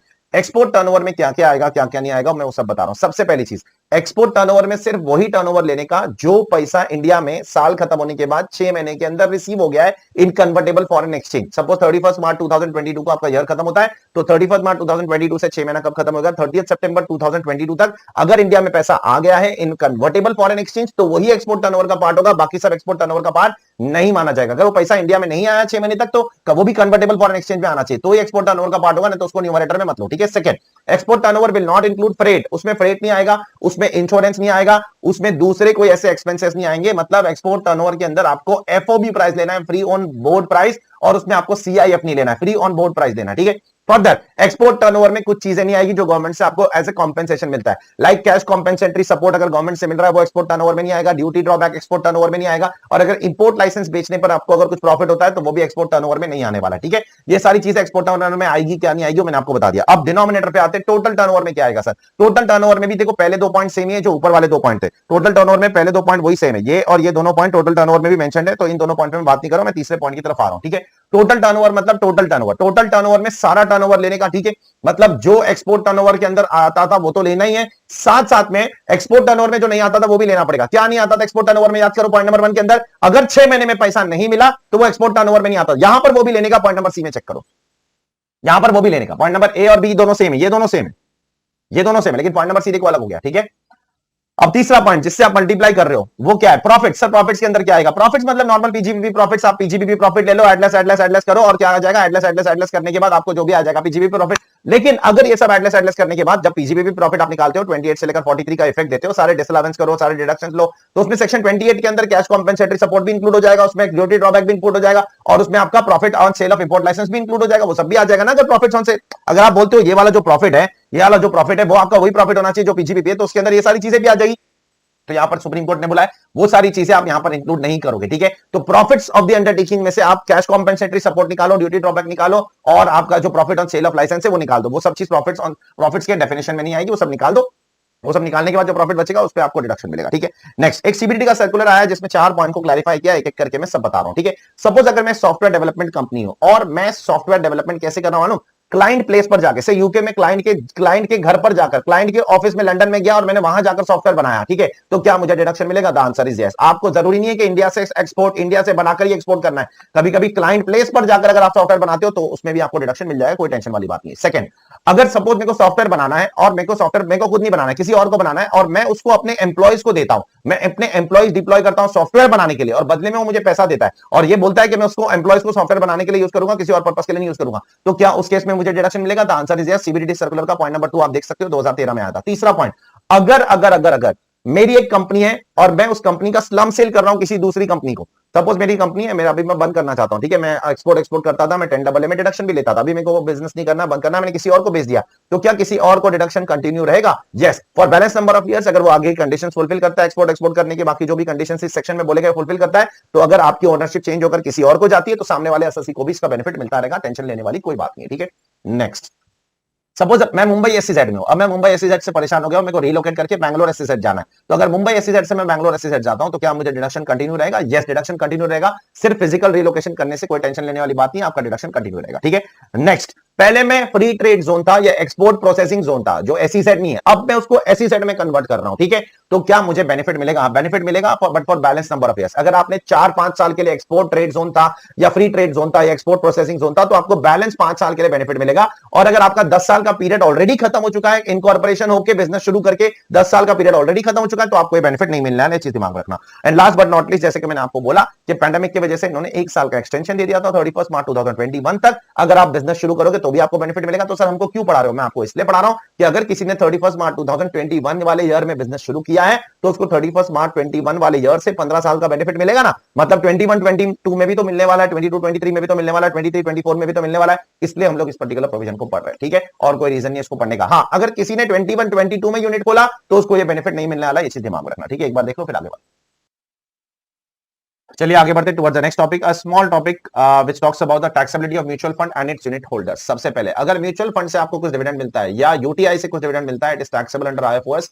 2020 तक ये सब कुछ एग्जाम था सेक्शन 1035 में, लेकिन जैसे अब dividend from shares is taxable, वैसे dividend from mutual funds and unit UTI is also taxable, ठीक है, सबसे पहले ये चीज दिमाग में रखना। अब ये टैक्सेबल है आईएफओएस के अंदर। सेकेंडली, यूटीआई को गवर्नमेंट ने दो कैटेगरी में डिवाइड कर दिया है, एक स्पेसिफाइड कंपनी और एक एडमिनिस्ट्रेटर। इसका लॉजिक मैंने आपको क्लास में बताया था, मैं एक बार फिर से आपको बता देता हूं रफली कि ये क्या हो गया था कि 2000 में जब सिक्योरिटी स्कैम हो गया था केतन पारेख का, जब केतन पारेख का स्कैम हो गया था तो स्टॉक मार्केट को बहुत लॉस हो गया था। स्टॉक मार्केट को लॉस होने की वजह से सबसे ज्यादा लॉस यूटीआई को हुआ था और यूटीआई ऑलमोस्ट बंद होने वाली थी। तो गवर्नमेंट ने क्या किया, उसको रिवाइव करने के लिए एक नया कानून बनाया और बोला कि इसको दो कैटेगरी में डिवाइड कर देंगे। कुछ कंपनीज हम लोग जैसे एल&टी एंड एक्सेट्रा को हम ये दे देंगे ताकि वो चला सके यूटीआई को, और कुछ कंपनीज हम खुद चलाएंगे थ्रू एन एक्सपोर्ट। इसलिए गवर्नमेंट ने 2002 में यूटीआई को दो कैटेगरी में डिवाइड कर दिया, एक स्पेसिफाइड कंपनी और एक एडमिनिस्ट्रेटर। ठीक है, तो बस इससे कुछ एकेडमिकली कोई बहुत ज्यादा इंपॉर्टेंस नहीं है, बट जब भी कोई ये शब्द पढ़ोगे तो आपके दिमाग में आएगा कि भाई ये स्पेसिफाइड कंपनी क्या है, एडमिनिस्ट्रेटर क्या है, ये सब चीज क्या है, भाई ये है क्या, ये सब चीज। तो आपको उसका बैकग्राउंड थोड़ा पता होना चाहिए और कुछ नहीं। ठीक है, तो यूटीआई और म्यूचुअल फंड से जो भी आपको डिविडेंड आएगा वो सब कुछ टैक्सेबल है। ठीक है, अब उसके अगेंस्ट कोई डिडक्शन मिलेगा? हाँ, सिर्फ एक डिडक्शन मिलेगा जो आपको शेयर्स के अगेंस्ट में मिलता था, और वो है इंटरेस्ट का। अगर आपने इसमें इन्वेस्ट करने के लिए कुछ लोन लिया है और उसके लिए आप इंटरेस्ट दे रहे हो तो आपको डिडक्शन मिलेगा to the extent of 20% of the gross dividend. जितना भी डिविडेंड है उसका 20% आपको डिडक्शन मिलेगा, उससे ज्यादा नहीं मिलेगा कंपेयर्ड विद एक्चुअल। अगर एक्चुअल कम है तो कम, और अगर एक्चुअल ज्यादा है तो 20% पे रिस्ट्रिक्ट हो जाएगा। ठीक है, अब जब कंपनी म्यूचुअल फंड कंपनी आपको पेमेंट करेगी तो क्या टीडीएस काटेगी? हाँ, गवर्नमेंट ने दो सेक्शन बनाया। अगर म्यूचुअल फंड कंपनी रेजिडेंट को पेमेंट करेगी तो 194K में टीडीएस काटेगी, और नॉन रेजिडेंट को पेमेंट करेगी तो 196A में टीडीएस काटेगी। रेजिडेंट को पे करेगी तो 194K और नॉन रेजिडेंट को पे करेगी तो 196A। तो सबसे पहले रेजिडेंट की बात करते हैं। रेजिडेंट को पेमेंट करेगी तो टीडीएस कब काटेगी? पेमेंट और क्रेडिट विचएवर इज अर्लियर 10% पे टीडीएस कटेगा। ठीक है, अब कुछ केसेस में टीडीएस नहीं करेगा। सबसे पहले अगर यूनिट होल्डर इंडिविजुअल है, इंडिविजुअल नहीं, अगर यूनिट होल्डर को आप 5,000 रुपए तक का साल में पेमेंट करते हो तो टीडीएस काटने की जरूरत नहीं है। 5,000 तक का, 5,000 से ज्यादा पेमेंट करोगे तो टीडीएस काटोगे, मतलब 5,000 का गवर्नमेंट ने एक थ्रेशोल्ड डाल दिया यहाँ पर। ठीक है, सेकंडली अगर यूनिट होल्डर को आप कैपिटल गेन्स के लिए पेमेंट करते हो, मतलब यूनिट होल्डर से अपना यूनिट ट्रांसफर किया, उसको आप पैसा दे रहे हो, तो उस पर टीडीएस नहीं कटेगा। हाँ, मतलब टीडीएस सिर्फ किस पे कटेगा? कैपिटल गेन्स इनकम पे टीडीएस नहीं करना है। टीडीएस सिर्फ और सिर्फ जब कंपनी यूनिट होल्डर को क्या देगी, एक डिविडेंड के फॉर्म में कोई इनकम देगी तो टीडीएस कटेगा। कैपिटल गेन्स इनकम पे टीडीएस यहां पर नहीं करता है। ठीक है, एटलीस्ट रेजिडेंट के केस में करता नहीं है, नॉन रेजिडेंट के केस में थोड़ी देर में देख लेते हैं। सेकंड, अगर नॉन रेजिडेंट को पेमेंट कर रहे हो तो टीडीएस काटना पड़ेगा। हाँ, काटना पड़ेगा, लेकिन यहां पर एक चीज दिमाग में रखना, गवर्नमेंट ने कुछ गलती की है शायद, या जानबूझ के रखा है, मुझे नहीं पता है, कि रेजिडेंट के केस में गवर्नमेंट ने म्यूचुअल फंड को भी रखा है, एडमिनिस्ट्रेटर को भी रखा है, स्पेसिफाइड कंपनी को भी रखा है, लेकिन नॉन रेजिडेंट के केस में गवर्नमेंट ने यहां पर म्यूचुअल फंड को रखा है और म्यूचुअल फंड को रखा है, स्पेसिफाइड कंपनी को भी रखा है, एडमिनिस्ट्रेटर को रखना भूल गया है। अब डेलिबरेटली नहीं रखा है या गलती हो गई मुझे नहीं पता है। ठीक है, देयरफॉर अगर नॉन रेजिडेंट या फॉरेन कंपनी को आप कुछ इंटरेस्ट also कुछ डिविडेंड पे करते हो on units of mutual fund और यूनिट्स ऑफ स्पेसिफाइड कंपनी जो यूटीआई का पार्ट है, तो आपको टीडीएस काटना है। कितना काटना है? 20% काटना है। कब काटना है? क्रेडिट और पेमेंट विचएवर अर्लियर, जो भी अर्लियर होगा उस हिसाब से काटना पड़ेगा। ठीक है, नाउ कुछ केसेस में आपको टीडीएस काटने की जरूरत नहीं, बहुत यूनिक केस है। अगर यूनिट होल्डर एनआरआई है या unit holder non resident HUF है, एनआरआई नॉन रेजिडेंट इंडियन है या एचयूएफ। एनआरआई कौन होता है आपको पता होना चाहिए, उसका मतलब कौन होता है। ठीक है, वो आगे जाकर आने भी वाला है, अगर नहीं भी पता है तो। अगर यूनिट होल्डर एनआरआई है या एचयूएफ है, नॉन रेजिडेंट एचयूएफ, और वो यूनिट्स उसने खरीदा था from unit trust of India, UTI के यूनिट्स खरीदा था, और वो भी पैसा कहां से आया था? From NRE account. NRE account में उसका पैसा पड़ा था, वहां से पैसा निकाल के उसने यूटीआई के यूनिट्स खरीदा, या तो फॉरेन रेमिटेंस से पैसा लाया, बाहर से इंडिया में पैसा लाया और उस पैसे से उसने यूटीआई के यूनिट्स खरीदा, तो उस केस में आपको टीडीएस काटने की जरूरत नहीं है। चेक कर लो बराबर से। ठीक है, तो चलिए आगे बढ़ते हैं towards the next topic and that is non resident taxation, और एक बहुत बड़ा और बहुत इंपॉर्टेंट टॉपिक है जो अभी हम लोग करने वाले हैं। ठीक है, now listen carefully all of you. अभी अगला टॉपिक एक्चुअली जो बुक में है वो है बिजनेस ट्रस्ट, लेकिन बिजनेस ट्रस्ट को हम लोग फिलहाल होल्ड पे रखते हैं, क्योंकि जब तक आप नॉन रेजिडेंट का टॉपिक नहीं करोगे आपको बिजनेस ट्रस्ट समझने में थोड़ी दिक्कत हो जाएगी, क्योंकि नॉन रेजिडेंट के चैप्टर का यहाँ पर इंप्लीकेशन है। तो इसको हम लोग बाद में उठाएंगे, डोंट वरी अबाउट इट, वो मुझे याद रहेगा। ठीक है, तो फिलहाल के लिए बिजनेस ट्रस्ट को हम लोग होल्ड पे रख रहे हैं। हम लोग आ रहे हैं नॉन रेजिडेंट के टॉपिक के अंदर। ठीक है, that is section, that is chapter number 54। सबसे पहले यहाँ पर हम लोग पढ़ने वाले हैं स्कोप ऑफ टोटल इनकम। वो कौन सी इनकम है, वो कौन सी टोटल इनकम है जो इंडिया में टैक्सेबल है। तो ये चीज याद रखना, वो डिपेंड करता है आपके रेसिडेंशियल स्टेटस पर। अगर आप रेसिडेंट एंड ऑर्डिनरी रेसिडेंट है तो आपकी वर्ल्ड इनकम इंडिया में टैक्सेबल हो जाएगी। अगर आप नॉन रेसिडेंट हो तो आपकी सिर्फ इनकम जो इंडिया में अक्रू हो रही है या रिसीव हो रही है या डीम टू अक्रू हो रही है या डीम टू रिसीव हो रही है, वही टैक्सेबल होगी। इन शॉर्ट, अगर आप नॉन रेसिडेंट हो तो इंडिया में इनकम या तो अक्रू या डीम टू अक्रू या रिसीव या डीम टू रिसीव होना चाहिए, तो ही टैक्सेबल होगा। और लेकिन अगर आप RNOR हो तो वर्ल्ड इनकम टैक्सेबल है। ठीक है, इंडिया में अक्रू हो रही है तो भी टैक्सेबल है, इंडिया के बाहर अक्रू हो रही है तो भी टैक्सेबल है, इंडिया में रिसीव हो रही है तो भी टैक्सेबल, इंडिया के बाहर रिसीव हो रही है तो भी टैक्सेबल है। अब सवाल उठता है बीच में जो बंदा बैठा है उसका क्या स्टेटस है, resident and not ordinary resident. देखो, resident and not ordinary resident और नॉन रेसिडेंट में कोई फर्क नहीं है, ये दोनों बिल्कुल सेम है, सिर्फ एक जगह फर्क आता है बस, वो है पीजीबीपी इनकम में। अगर पीजीबीपी इनकम, अगर RNNOR, अगर पीजीबीपी इनकम उसकी बाहर अक्रू होती है, लेकिन बिजनेस अगर इंडिया से कंट्रोल हो रहा है, इनकम तो बाहर अक्रू हो रही है लेकिन बिजनेस इंडिया से कंट्रोल हो रहा है, तो फिर RNNOR को इंडिया में टैक्स भरना पड़ेगा। उसके अलावा RNNOR और NR इनका ट्रीटमेंट एकदम सेम है, ठीक है। उसके अलावा बाकी सब जगह पे RNNOR को इनकम इंडिया में तब टैक्स होगी या तो इनकम इंडिया में अक्रू डीम टू अक्रू या रिसीव डीम टू रिसीव होनी चाहिए, ठीक है। ये चीज दिमाग में रखना। देयरफॉर अपने को ये पता चल गया कि टैक्सेबिलिटी पता लगाने के लिए रेसिडेंशियल स्टेटस पता लगाना बहुत जरूरी है। इसलिए सबसे पहले हम लोग अभी एक एक करके डिफरेंट काइंड ऑफ असेसीज के रेसिडेंशियल स्टेटस को पता लगाएंगे। सबसे पहले हम लोग पता लगाएंगे इंडिविजुअल का रेसिडेंशियल स्टेटस। एक इंडिविजुअल इंडिया में रेसिडेंट कब बनता है? As per section 6। As per section 6 individual India में रेसिडेंट बनेगा या तो वो इंडिया में 182 डेज या उससे ज्यादा रहता है इन द प्रीवियस ईयर, या करंट ईयर में 60 डेज रहता है और पिछले 4 साल में मिलाकर 365 डेज रहता है, तो भी वो रेसिडेंट बन जाएगा। ये दोनों में से कोई भी कंडीशन अगर वो फुलफिल करता है तो वो रेसिडेंट बन जाएगा। एक बार वो रेसिडेंट बन जाएगा तो अपने को चेक करना पड़ेगा क्या वो ऑर्डिनरी रेसिडेंट बन सकता है। ऑर्डिनरी बनने के लिए उसको 2 एडिशनल कंडीशंस फुलफिल करने पड़ेंगे। पहला, पिछले 10 में से कोई भी 2 साल में ही has to be resident in India, ठीक है। कोई भी 2 साल में ही has to be resident, plus पिछले 7 साल में मिलाकर वो इंडिया में 730 डेज या उससे ज्यादा रहना चाहिए। 729 डेज से ज्यादा, 730 या उससे ज्यादा रहेगा तो चलेगा, 730 चलेगा और 731 भी चलेगा, 729 नहीं चलेगा पिछले 7 साल में, ठीक है। तो वो बन जाएगा ऑर्डिनरी रेसिडेंट, ठीक है। तो ये आपको मैंने बता दिया। एक इंडिविजुअल रेसिडेंट कब बनता है? रेसिडेंट बनने के 2 में से कोई भी एक कंडीशन फुलफिल करेगा तो रेसिडेंट बन जाएगा। एक बार रेसिडेंट बन गया तो वो ऑर्डिनरी भी बन सकता है, ठीक है ना। अब जो ये पहला कंडीशन है, ये जो कंडीशन है, ये 2 कंडीशन है ना यहाँ पर, एक 182 डेज वाला कंडीशन और एक 60 प्लस 365 वाला। अब कुछ लोगों के लिए ना ये कंडीशन एप्लीकेबल नहीं है, कुछ लोगों के लिए सिर्फ यही कंडीशन एप्लीकेबल है। मतलब उनके लिए 60 प्लस 365 वाला क्राइटेरिया आपको नहीं देखना है, उनके लिए आपको सिर्फ 182 डेज वाला क्राइटेरिया देखना है।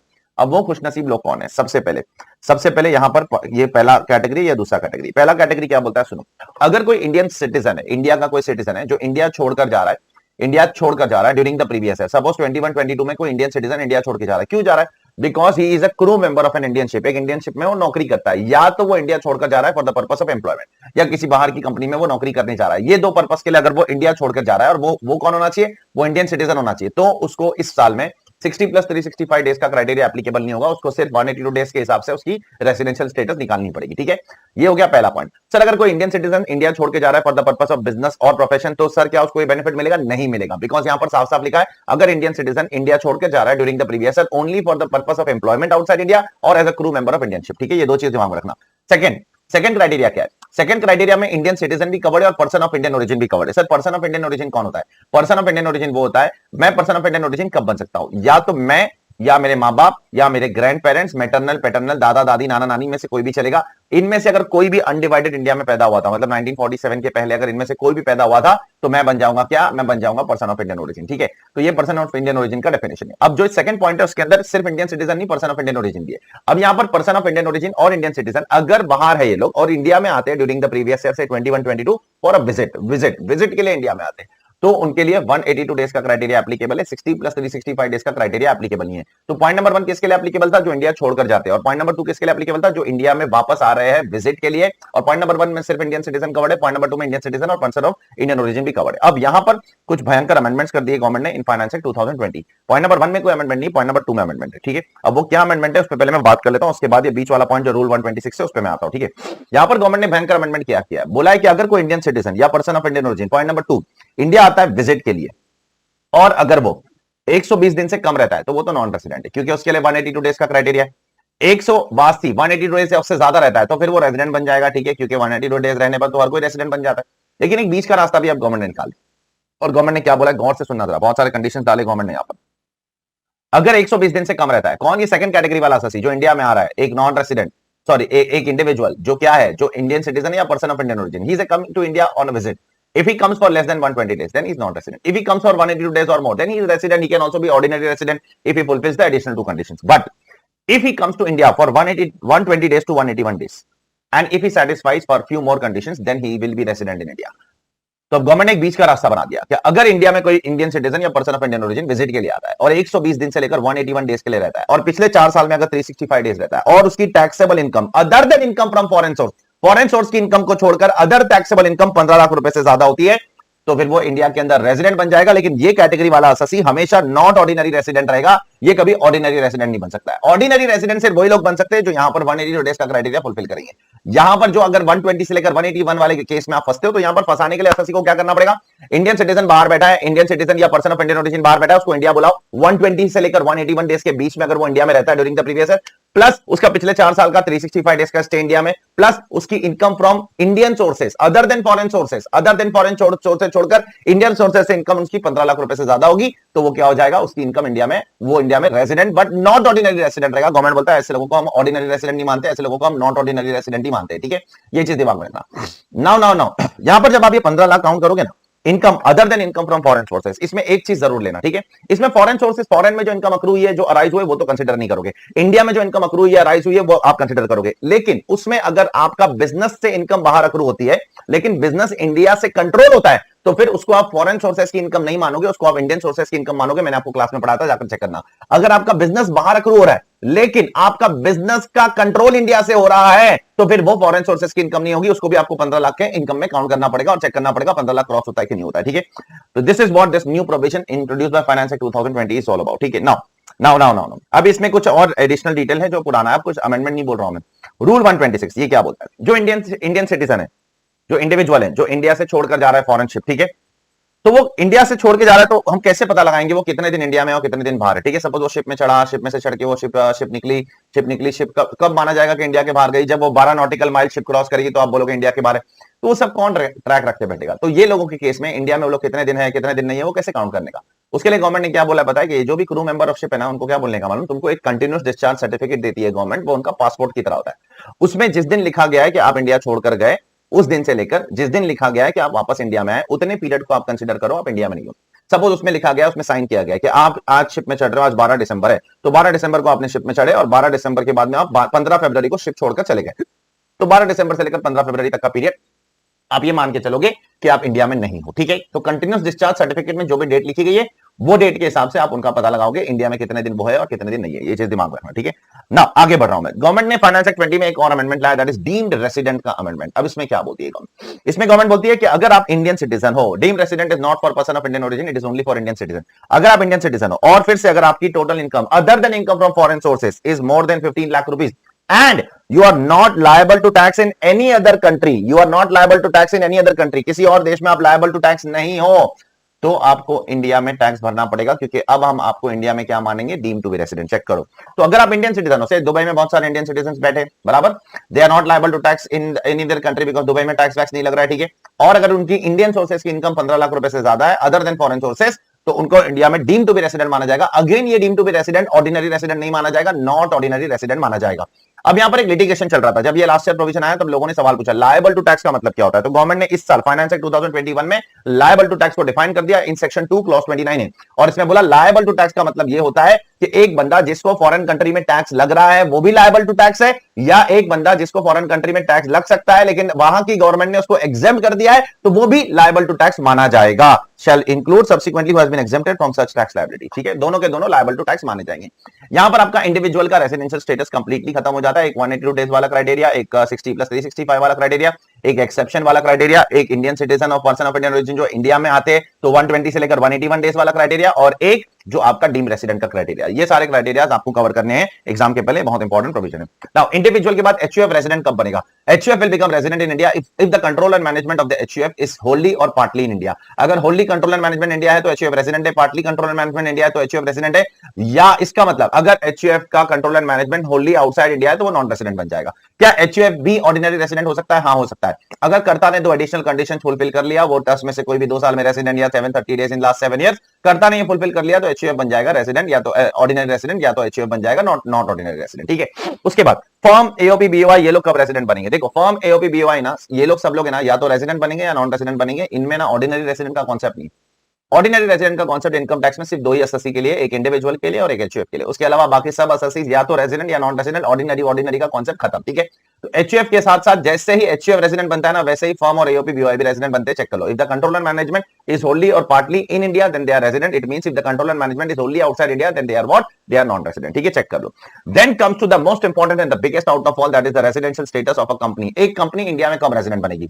दो में से कोई भी एक कंडीशन फुलफिल हो जाएगी तो वो कंपनी इंडिया में रेजिडेंट बन जाएगी। पहला कंडीशन, अगर वो कंपनी इंडियन कंपनी है, अगर वो company Indian company, all Indian companies are resident. Sir Indian companies मतलब क्या? इंडियन कंपनी मतलब a company which is registered under the companies act 1956 और कंपनीज एक्ट 2030। जो भी कंपनीज एक्ट में आप रजिस्टर्ड हो उस हिसाब से आप इंडियन कंपनी बन जाओगे। तो Indian companies are always resident. Second, क्या फॉरेन कंपनी भी रेजिडेंट बन सकती है इंडिया की? यस, फॉरेन कंपनी जो इंडिया के बाहर इनकॉर्पोरेटेड है वो भी इंडिया की रेजिडेंट बन सकती है if the poem of that company in that year is in India, if the place of effective management of that company is in India in that year.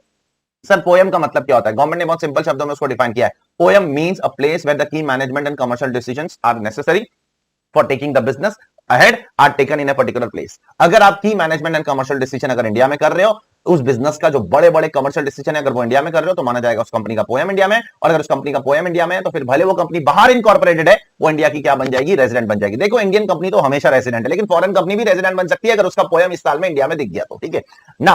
उसके लिए सीबीडीटी ने अब कब पोएम इंडिया में होगा, कब पोएम बाहर होगा, उसके लिए सीबीडीटी ने लंबा चौड़ा गाइडलाइन दिया, और सीबीडीटी ने बोला ये गाइडलाइन सिर्फ उन्हीं कंपनीज के लिए एप्लीकेबल है जिनका टर्नओवर 50 करोड़ रुपए से ज्यादा है। जिसका टर्नओवर 50 करोड़ रुपए से ज्यादा है उनके लिए ये गाइडलाइंस एप्लीकेबल है, और जिनका टर्नओवर 50 करोड़ रुपए तक है या उससे कम है उनके लिए गाइडलाइन एप्लीकेबल नहीं है। उसके लिए नॉर्मली फिर पोएम डिटरमाइन करना पड़ेगा। मैं ये बिल्कुल नहीं कह रहा हूं कि जिन कंपनीज का टर्नओवर 50 करोड़ से कम है उनके लिए पोएम का कॉन्सेप्ट ही एप्लीकेबल नहीं है, ऐसा बिल्कुल नहीं सोचना, है गलत सोच है। जिनका टर्नओवर 50 करोड़ रुपए से ज्यादा है उनके लिए ये लंबा चौड़ा गाइडलाइन पढ़ के आपको पोएम डिटरमाइन करना पड़ेगा, और जिनका टर्नओवर 50 करोड़ या उससे कम है उनके लिए गाइडलाइन पढ़ने की जरूरत नहीं है, बैठे बैठे असेसिंग ऑफिसर डायरेक्ट पोएम का कॉन्सेप्ट निकालेगा, ठीक है। अब गाइडलाइन के अंदर गवर्नमेंट ने क्या किया है, गवर्नमेंट ने सारी कंपनीज को दो कैटेगरी में डिवाइड किया है। एक category, if the active business of the company is outside India, अगर कंपनी का ABOI active business is outside India then the POEM is outside India, and if the POEM is outside India then the company is non resident in India. सबसे पहले government ने इस category में डाला है, तो अब एबीओआई टेस्ट को फुलफिल करना पड़ेगा। अगर आप एबीओआई टेस्ट फुलफिल कर लेते हो, ये टेस्ट अगर फुलफिल हो जाता है तो आपका पोएम इंडिया के बाहर माना जाएगा, और अगर आपका पोएम इंडिया के बाहर माना जाएगा तो आपको इंडिया में टैक्स नहीं लगेगा, बिकॉज आप क्या बन जाओगे, आप नॉन रेसिडेंट बन जाओगे। फिर आपको इंडिया में सिर्फ ग्लोबल इनकम पे टैक्स नहीं लगेगा, फिर आपको इंडिया में सिर्फ उसी इनकम पे टैक्स लगेगा जो इनकम इंडिया में या तो रियली अक्रू हो रही है, या तो रियली रिसीव हो रही है, या डीम टू अक्रू हो रही है, डीम टू रिसीव हो रही है, ठीक है। Therefore active business outside India करने के लिए मुझे क्या क्या फुलफिल करना पड़ेगा। There are 5 conditions which the government has said that all of them have to be fulfilled. The first one, The passive income has to be less than equal to 50% of the total income। SSC की जो foreign company है उसकी total income में से passive income 50% या उससे कम होना चाहिए। सर पैसिव इनकम का मतलब क्या होता है? पैसिव इनकम में गवर्नमेंट ने दो चीजें डाली है। पहला, जो इनकम आप एसोसिएटेड एंटरप्राइज से सामान खरीद के एसोसिएट एंटरप्राइज को बेचकर कमाते हो वो पैसिव इनकम है। अगर एसोसिएट से खरीदा एसोसिएट को बेचा वो पैसिव है। अगर एसोसिएट से खरीद के नॉन एसोसिएट को बेचा वो पैसिव नहीं है। अगर नॉन एसोसिएट से खरीद के एसोसिएट को बेचा वो भी पैसिव नहीं है। खरीदने का भी एसोसिएट से, बेचने का भी एसोसिएट को, तो वो इनकम मानी जाएगी passive. So your passive income has to be 50% और less than 50% of your total income. ये पहला पैसिव इनकम है। पैसिव इनकम में एक और इनकम गवर्नमेंट ने डाल दिया, उसमें क्या क्या आएगा? रॉयल्टी आपकी हमेशा पैसिव है, कैपिटल गेन्स हमेशा पैसिव है, डिविडेंड हमेशा पैसिव है, इंटरेस्ट हमेशा पैसिव है, और रेंटल हमेशा पैसिव है। लेकिन उसमें भी एक क्राइटेरिया डाल दिया गवर्नमेंट ने, और बैंक और फाइनेंशियल इंस्टीट्यूशंस के लिए इंटरेस्ट पैसिव इनकम नहीं मानी जाएगी, वो उनके लिए एक्टिव इनकम मानी जाएगी। ये डेफिनेशन है आपका पैसिव इनकम का। सर उस फॉरेन कंपनी की टोटल इनकम कैसे निकालोगे? उस फॉरेन कंपनी की टोटल इनकम उस फॉरेन कंपनी के देश के कानून के हिसाब से निकालोगे। अगर वहां पर टैक्सेशन का कानून है तो टैक्सेशन के हिसाब से, और टैक्सेशन नहीं है तो फिर अकाउंटिंग के कानून के हिसाब से निकाल लोगे, ठीक है। तो ये पहला कंडीशन आपका पैसिव इनकम का है। पहले कंडीशन में जो क्राइटेरिया गवर्नमेंट ने डाला ना, वो passive income has to be less than equal to 50% of total income. लेकिन सेकंड, थर्ड और फोर्थ क्राइटेरिया में देखो गवर्नमेंट ने लेस देन 50% लिखा है, लेस देन इक्वल टू 50% नहीं लिखा। ये बारीक अमेंडमेंट, ये बारीक अमेंडमेंट नहीं बोलूंगा, ये बारीक पॉइंट बहुत ज्यादा अच्छे से ध्यान रखना, तो आपसे गड़बड़ हो जाएगी एग्जाम में। सेकंड कंडीशन क्या है? Less than 50% of the total assets are situated in India. तुम्हारे जितने भी टोटल एसेट्स है उसमें से इंडिया में जो सिचुएटेड एसेट है वो 50% से कम होना चाहिए सर। तो सर एसेट को कैसे निकालने का? अगर वो डेप्रिशिएबल एसेट है तो उसका डब्ल्यूडीवी का ब्लॉक का ओपनिंग और क्लोजिंग का एवरेज ले लो, और अगर वो नॉन डेप्रिशिएबल एसेट है तो उसकी बुक्स ऑफ अकाउंट्स की वैल्यू ले लो। एसेट्स को दो कैटेगरी में आप डिवाइड करोगे, डेप्रिशिएबल, नॉन डेप्रिशिएबल। अगर डेप्रिशिएबल है तो जो टैक्सेशन की वैल्यू है ओपनिंग और क्लोजिंग डिवाइड बाय 2 वो आप ले लो। टैक्स नहीं है तो फिर अकाउंटिंग वैल्यूज ले लो। तो डेप्रिशिएबल एसेट के लिए आपको एवरेज लेना है फर्स्ट डे और लास्ट डे का, और अदर देन डेप्रिशिएबल एसेट के लिए आपको डायरेक्टली बुक्स ऑफ अकाउंट्स की वैल्यू ले लेना है, ठीक है। Third, less than 50% of the employees, उस कंपनी के जो बाहर बैठी है उसके employees 50%, less than 50% of the employees are situated in India. India में जो एम्प्लॉइज सिचुएटेड है उस कंपनी के वो 50% से कम होने चाहिए, और इंडिया में जो उसके रेजिडेंट एम्प्लॉइज है, इंडिया के जो उसके जो एम्प्लॉइज रेजिडेंट है वो भी 50% से कम होने चाहिए। Less than 50% of the employees are situated in India और they are resident in India, ठीक है। अब एम्प्लॉइज कैसे काउंट करोगे सर? उनके लिए भी आपको शुरुआत का और एंड का एवरेज लेना पड़ेगा। 1 अप्रैल 31 मार्च डिवाइड बाय 2, देखो उस हिसाब से उसका टोटल एम्प्लॉय कितना आता है, उसका इंडिया में एम्प्लॉय कितना आता है, उसके इंडिया के रेजिडेंट एम्प्लॉय कितने, डिवाइड करो और देखो 50% से कम आना चाहिए, ठीक है। सर एम्प्लॉय में सिर्फ एम्प्लॉयमेंट वाले आएंगे या कॉन्ट्रैक्चुअल पर्संस भी आएंगे? यस, एम्प्लॉय में जो एक्चुअल एम्प्लॉयमेंट कॉन्ट्रैक्ट है वो भी आएंगे, और जो नॉर्मल कॉन्ट्रैक्ट बेसिस पर काम कर रहे हैं लेकिन काम वही कर रहे हैं जो दूसरे एम्प्लॉय करते हैं, काम वही कर रहे हैं जो दूसरे एम्प्लॉय कर रहे हैं, लेकिन एम्प्लॉयमेंट कॉन्ट्रैक्ट नहीं, नॉर्मल कॉन्ट्रैक्ट है, तो वो भी एम्प्लॉय के कंसीडरेशन में कंसीडर करना पड़ेगा आपको। चौथा पॉइंट, जितने भी एम्प्लॉइज इंडिया में सिचुएटेड है और इंडिया का रेजिडेंट है उनका जो payroll expenditure has to be less than 50% of the total expenditure. आप अगर टोटल सैलरी 10 करोड़ दे रहे हो तो जो इंडिया में सिचुएटेड एम्प्लॉय और इंडिया में जो रेसिडेंट एम्प्लॉय है उनकी सैलरी 5 करोड़ से कम होनी चाहिए, तो कंडीशन नंबर 4 फुलफिल हो जाएगा। कंडीशन नंबर 4 फुलफिल हो जाएगा, उसके बाद में कंडीशन नंबर 5 पे आने का, ठीक है। कंडीशन नंबर 5 क्या बोलता है? कंपनी का majority of the board meetings has to be held outside India. अगर कंपनी 7 बोर्ड मीटिंग रखती है पूरे साल में, तो 7 में से कम 4 इंडिया के बाहर होना चाहिए, ठीक है, तब जाकर कंडीशन नंबर 5 फुलफिल हो जाएगा। लेकिन कंडीशन नंबर 5 में बहुत सारे ट्विस्ट एंड टर्न्स है। इसमें गवर्नमेंट ने बोला है कि सिर्फ बोर्ड मीटिंग बाहर होने से कुछ नहीं होता है। बोर्ड मीटिंग अगर बाहर हो रही है तो बोर्ड के पास बाहर बैठकर डिसीजन लेने का पावर भी होना चाहिए। पता चलता है आप मेजॉरिटी बोर्ड मीटिंग बाहर कर रहे हो, लेकिन सारा डिसीजन इंडिया से बैठकर कंपनी का जो सबसे मेन चेयरमैन है वो ले रहा है। जैसे मिसाल के तौर पर रिलायंस इंडस्ट्री ने मेजॉरिटी बोर्ड मीटिंग से पेरिस में रखा, लेकिन ये सारे डिसीजंस वहां से नहीं हो रहे, यहां से मुंबई से बैठकर हो रहे, मुकेश अंबानी जी ले रहे हैं या रिलायंस इंडस्ट्री ले रही है। तो फिर ये कंडीशन वायलेट हो जाएगा, और ये कंडीशन वायलेट हो जाएगा तो तुम्हारा एबीओआई टेस्ट फेल हो जाएगा। एबीओआई टेस्ट फेल हो जाएगा तो पोयम बाहर लेके जाने की सपना टूट जाएगा, और अगर पोयम बाहर लेके जाने का सपना टूट जाएगा तो आप इंडिया में क्या बन जाओगे, रेजिडेंट बन जाओगे, ठीक है। साथ साथ में एक और पॉइंट भी यहां पर बोला है कि just because holding company situated in India, और अगर वो एक ग्लोबल पॉलिसी बनाती है जो सिर्फ एक किसी कंपनी के लिए नहीं है, सबके लिए, जैसे एचआर कैसे चलेगा, मैनेजमेंट कैसे चलेगा, आईटी कैसे चलेगा, फाइनेंस कैसे चलेगा, और सबको डायरेक्शन दे रही है, किसी एक पर्टिकुलर एंटिटी को डायरेक्शन दे रही है, इसका मतलब ये नहीं है कि डायरेक्टर्स के पास पावर नहीं है, ठीक है। तो यहां पर मल्टीपल मतलब ट्विस्ट एंड टर्न्स डाल के रखा है गवर्नमेंट ने, ठीक है। आगे बढ़ रहा हूं मैं। अगर कंपनी का एबीओआई टेस्ट नहीं पास होता है तो फिर क्या करेंगे, तो फिर आपको कंपनीज अदर देन एबीओआई टेस्ट पे आना पड़ेगा, ठीक है। अब यहां पर देखो जरा, यहां पर आपको 2 स्टेज में डिटरमाइन करना पड़ेगा। पहला स्टेज क्या है, identify the person who makes की मैनेजमेंट एंड कमर्शियल डिसीजन, ठीक है। अब पता लगाओ कौन वो बंदा है जिसके पास कमर्शियल एंड मैनेजमेंट डिसीजन लेने का पावर है। And second, identify the place where the decisions are made, कहां पर लिए जा रहे डिसीजन। तो सपोज मैंने पता लगाया वो पर्सन मुकेश अंबानी है, और पता लगाया मुकेश अंबानी ने डिसीजन कहां लिया है, मुंबई में बैठकर लिया है, तो मुंबई बन जाएगा place of effective management. Plus आप कहां बैठकर डिसीजन लेते हो वो इंपॉर्टेंट है, और वो कहां डिसीजन इंप्लीमेंट होता है वो इंपॉर्टेंट नहीं है। मिसाल के तौर पर आप डिसीजन मुंबई में बैठ के ले रहे हो कि श्रीलंका में एक प्लांट खोलना है, तो डिसीजन लिया गया मुंबई में वो इंपॉर्टेंट है, डिसीजन इंप्लीमेंट श्रीलंका में हुआ है वो इंपॉर्टेंट नहीं है, ये चीज दिमाग में रखना। अब इसके बाद गवर्नमेंट ने और भी गाइडिंग प्रिंसिपल्स दिए, जैसे location of board meeting important हो सकती है कि बोर्ड कहां पर मिलता है, बोर्ड के लोग कहां मिलते हैं, कहां डिसीजन लेते हैं, ठीक है, ये इंपॉर्टेंट हो सकती है। फिर बोर्ड अगर किसी कमेटी को कोई अथॉरिटी डेलीगेट करता है तो वो अथॉरिटी के लोग, वो कमेटी के लोग कहां रहते हैं, वो कहां बेस्ड है, वो इंपॉर्टेंट हो सकता है to determine the place of effective management. Location of head office important हो सकता है, हेड ऑफिस जहां पर लोकेटेड है वो हो सकता है place of effective management. Director का रेसिडेंस इंपॉर्टेंट हो सकता है, डायरेक्टर्स लोग कहां रहते हैं, किस देश में रहते हैं, वो देश हो सकता है place of effective management. Circular resolution जो कंपनीज एक्ट के सेक्शन 175 के अंदर दिया गया है वो इंपॉर्टेंट हो सकता है कि किस डायरेक्टर के पास पावर है टू पास सर्कुलर रेजोल्यूशन, और कैसे डिसीजंस लिए जा रहे हैं by passing a circular resolution. Location of strategic share holder, share holders कहां पर लोकेटेड है, स्ट्रेटेजिक शेयर होल्डर मतलब नॉर्मल शेयर होल्डर नहीं, जिसके पास डिसीजन मेकिंग का पावर है, वो शेयर होल्डर कहां लोकेटेड है, अगर वो इंडिया में लोकेटेड है तो उनके ऊपर डिपेंडेंट हो सकता है पोएम का पूरा डिस्कशन। अब ये सारे पॉइंट से भी अगर आपको पोएम डिटरमाइन नहीं होता है तो गवर्नमेंट ने कुछ सेकेंडरी फैक्टर दिए, तो ये चेक करो कंपनी की सब्सटेंशियल एक्टिविटी कहां पर होती है, या कंपनी का अकाउंटिंग रिकॉर्ड्स कहां पर रखा गया है। अब गवर्नमेंट ने एंड में बोल दिया कि भाई ये सारे डिसीजंस, फैक्ट्स एंड सर्कमस्टेंसेस है, ये सब इंडिविजुअली आपको एक एक करके एनालाइज करना पड़ेगा, और हर एक कंपनी का केस आपको इंडिविजुअली देखना पड़ेगा। ऐसा कोई थंब रूल हम आपको नहीं देंगे कि ये सारे स्टेप्स फुलफिल हो गए तो पोएम इंडिया में, सारे स्टेप्स फुलफिल नहीं हुए तो पोएम इंडिया के बारे, ऐसा कुछ हम बोलना नहीं चाहते। पोएम इंडिया में कब आएगा कब नहीं आएगा, all depends upon the facts and circumstance of every case. लेकिन अगर एओ को लगता है कि पोएम इंडिया में है तो फिर एओ एक शो कॉज नोटिस इशू करेगा, अब सीआईटी का अप्रूवल लेकर, और सीआईटी का अप्रूवल लेकर वो आपको एक शो कॉज नोटिस इशू करेगा और बोलेगा show me a cause why your poem should not be considered in India. फिर आपको रिप्लाई करना पड़ेगा, और फिर आप जो रिप्लाई करोगे उस बेसिस पर एओ ऑर्डर पास करेगा। किससे अप्रूवल लेगा, अब एओ 3 कमिश्नर के एक कॉलेजियम से अप्रूवल लेगा, जिस कॉलेजियम को, जिस ग्रुप को किसने बनाया, एक चीफ सीआईडी ने बनाया। चेक करो तो यहां पर आपका पोएम का ये डिस्कशन खत्म होता है। तो एबीओआई टेस्ट आपके लिए बहुत ज्यादा इंपॉर्टेंट है, ये जो गाइडिंग प्रिंसिपल, ये सब फालतू, ये सब कुछ एग्जाम में कभी पूछेगा नहीं, एबीओआई टेस्ट एग्जाम में बहुत बार पूछा गया। नाउ यहां पर गवर्नमेंट ने बहुत जबरदस्त सेक्शन लाया 115JH, और उससे रिलेटेड एक नोटिफिकेशन। क्या बोलता है सर ये 115JH और उससे रिलेटेड नोटिफिकेशन, अभी जरा ध्यान से सुनना, ये पूरा डिस्कशन यहां पर दिया गया है, समरी में नहीं दिया गया, इसलिए मैं यहां से पढ़ा हूं, ठीक है, इसको बहुत ध्यान से देखना। सपोज एक कंपनी है, उसने पहली बार है ना इंडिया में रेसिडेंट बन गई। क्यों रेसिडेंट बन गई, बिकॉज ऑफ पोएम की वजह से बेचारी रेसिडेंट बन गई, ठीक है। तो अब उसको बहुत सारी दिक्कतें झेलनी पड़ सकती है। पिछले साल तक वो इंडिया की रेसिडेंट नहीं थी, अब वो इंडिया की रेसिडेंट बन गई, तो उसको क्या क्या दिक्कत झेलनी पड़ सकती है, सुनो गौर से। पहली दिक्कत, पिछले साल तक वो यूके में थी, अब इंडिया की रेसिडेंट बन गई। अब इंडिया की रेसिडेंट बन गई तो ग्लोबल इनकम पे टैक्स लग जाएगा, और ग्लोबल इनकम पे टैक्स लग जाएगा तो बहुत सारे सवाल पूछेगी। पहला सवाल कि मेरे जो असेट्स है क्या उसके ऊपर मुझे डेप्रिसिएशन मिलेगा, और अगर मिलेगा तो मेरी डब्ल्यूडीवी क्या होगी इस साल से इंडिया के अंदर, क्योंकि पिछले साल तक तो मेरे असेट्स इंडिया के बाहर थे, अब इंडिया में टैक्सेबल नहीं थे, अब मेरी इनकम इंडिया में टैक्सेबल है, तो मुझे क्या डेप्रिसिएशन मिलेगा, और अगर डेप्रिसिएशन मिलेगा तो उसकी डब्ल्यूडीवी क्या होगी। तो सुनो, गवर्नमेंट ने उसका आंसर दिया है इस पर्टिकुलर नोटिफिकेशन के अंदर, जो सेक्शन 115JS के थ्रू गवर्नमेंट ने नोटिफाई किया 2019 या 2020 में। तो सबसे पहला चीज, क्या उस कंपनी को क्या इंडिया में डेप्रिसिएशन मिलेगा, द आंसर इज सबसे पहले देखो उस देश में क्या टैक्स है। अगर उस देश में टैक्स है तो देखो उस देश में उसकी डब्ल्यूडीवी क्या है एज पर टैक्स। उस देश में अगर डब्ल्यूडीवी एज पर टैक्स जो भी है वही इस साल के पहले दिन की डब्ल्यूडीवी बन जाएगी। सपोज ये कंपनी पिछले साल तक यूके में थी, वहां पर टैक्स था, तो वहां पर जो भी डब्ल्यूडीवी थी वो अभी इस साल इंडिया से कंटिन्यू होगी।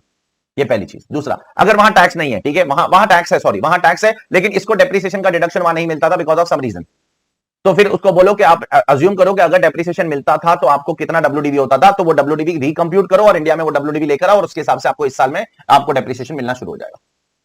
थर्ड पॉसिबिलिटी, अगर सपोज वो कंपनी दुबई की है, वहां पर इनकम टैक्स है ही नहीं फिलहाल के लिए, ठीक है, अभी अभी चालू है कॉर्पोरेट टैक्स, अभी जस्ट आया कुछ दिनों पहले, लेकिन फिलहाल चलो पिछले साल तक तो इनकम टैक्स नहीं था। तो सपोज अगर वो कंपनी दुबई की है, वहां पर इनकम टैक्स था ही नहीं, तो फिर क्या उस कंपनी को भी इंडिया में अभी अगले साल से पोएम की वजह से वो रेसिडेंट बन गई, तो क्या उसको डेप्रिसिएशन मिलना शुरू हो जाएगा? मिलेगा। तो अब वो कौन सी वैल्यू लेगी? तो अब वो अकाउंटिंग वैल्यू लेके उसके ऊपर डेप्रिसिएशन कंप्यूट करना शुरू कर देगी, ठीक है। सेकंड सवाल इस कंपनी का, पिछले साल तक मैं इंडिया के बाहर थी, मैं इंडिया में नॉन रेसिडेंट थी, इस साल से मैं इंडिया में रेसिडेंट बन गई, तो मेरे बहुत सारे इंडिया के बाहर लॉसेस थे, यूएडी थे, उन सबका मुझे डिडक्शन मिलेगा कि नहीं मिलेगा? गवर्नमेंट ने बोला सब मिलेगा, टेंशन लेने वाली कोई बात नहीं, ठीक है। अगर वहां पर टैक्स है तो टैक्स के हिसाब से लॉस का डिडक्शन मिलेगा, अगर वहां पर टैक्स नहीं है तो अकाउंटिंग लॉस का डिडक्शन इंडिया में इस साल से मिलना शुरू हो जाएगा। सर कैसे मिलेगा? सपोज मेरा वहां पर लॉस है कुछ, तो क्या मेरे को अनदर 8 ईयर्स के लिए मिलेगा या बैलेंस नंबर ऑफ ईयर्स के लिए मिलेगा? आपको बैलेंस नंबर ऑफ ईयर्स के लिए मिलेगा, अनदर 8 ईयर्स के लिए नहीं मिलने वाला, ये चीज दिमाग में रखना सबसे पहली चीज। अनंत ऑफ डेप्रिसिएशन तो आप इन्फिनिटी तक कैरी फॉरवर्ड करो, मैं लॉस की बात कर रहा हूं। लॉस में क्योंकि टाइम पीरियड होता है ना, 4 साल 6 साल 4 साल 8 साल, तो आपको लॉस का जो डिडक्शन है वो मिलेगा। टैक्स के है तो टैक्स के हिसाब से, टैक्स नहीं है तो अकाउंटिंग लॉस के हिसाब से, लेकिन फॉर अनदर 8 ईयर्स नहीं मिलने वाला, for balance number of years मिलने वाला, ठीक है। ये चीज दिमाग में रखना, ये पहली चीज। दूसरी चीज, ये लॉस में किसके अगेंस्ट सेट ऑफ करूंगा, ठीक है। ये लॉस सेट ऑफ करना मुझे किसके अगेंस्ट अलाउड है? सुन लो गौर से, ये लॉस आप सिर्फ उसी इनकम के अगेंस्ट सेट ऑफ कर सकते हो जो इंडिया में अक्रू नहीं हो रही है, जो इंडिया में रिसीव नहीं हो रही है, जो इंडिया के बाहर अक्रू और रिसीव हो रही है। जो इंडिया के इनकम बाहर अक्रू और रिसीव हो रही है उसके अगेंस्ट ही सेट ऑफ कर सकते हो। ये लॉस आप इंडिया में जो इनकम अक्रू हो रही है उसके अगेंस्ट सेट ऑफ नहीं कर सकते, इंडिया में जो इनकम रिसीव हो रही है उसके अगेंस्ट भी सेट ऑफ नहीं कर सकते हो। ये चीज दिमाग में रखना, यहां पर लिखा गया है। अच्छा, मैंने लॉस इंडिया में लेकर आया, यूएडी इंडिया में लेकर आया, सेट ऑफ कर लिया। उसके बाद में फॉरेन कंट्री में फॉरेन कंपनी का पिछले सालों का असेसमेंट खुला, और अगर वो लॉस रिवाइव हुआ तो क्या इंडिया में भी मुझे अपना लॉस चेंज करना पड़ेगा? The answer is yes. Suppose आपने पिछले साल से इंडिया में 1 करोड़ रुपए का लॉस लेकर आ गया, आपने 1 करोड़ का सेट ऑफ मार दिया इंडिया में।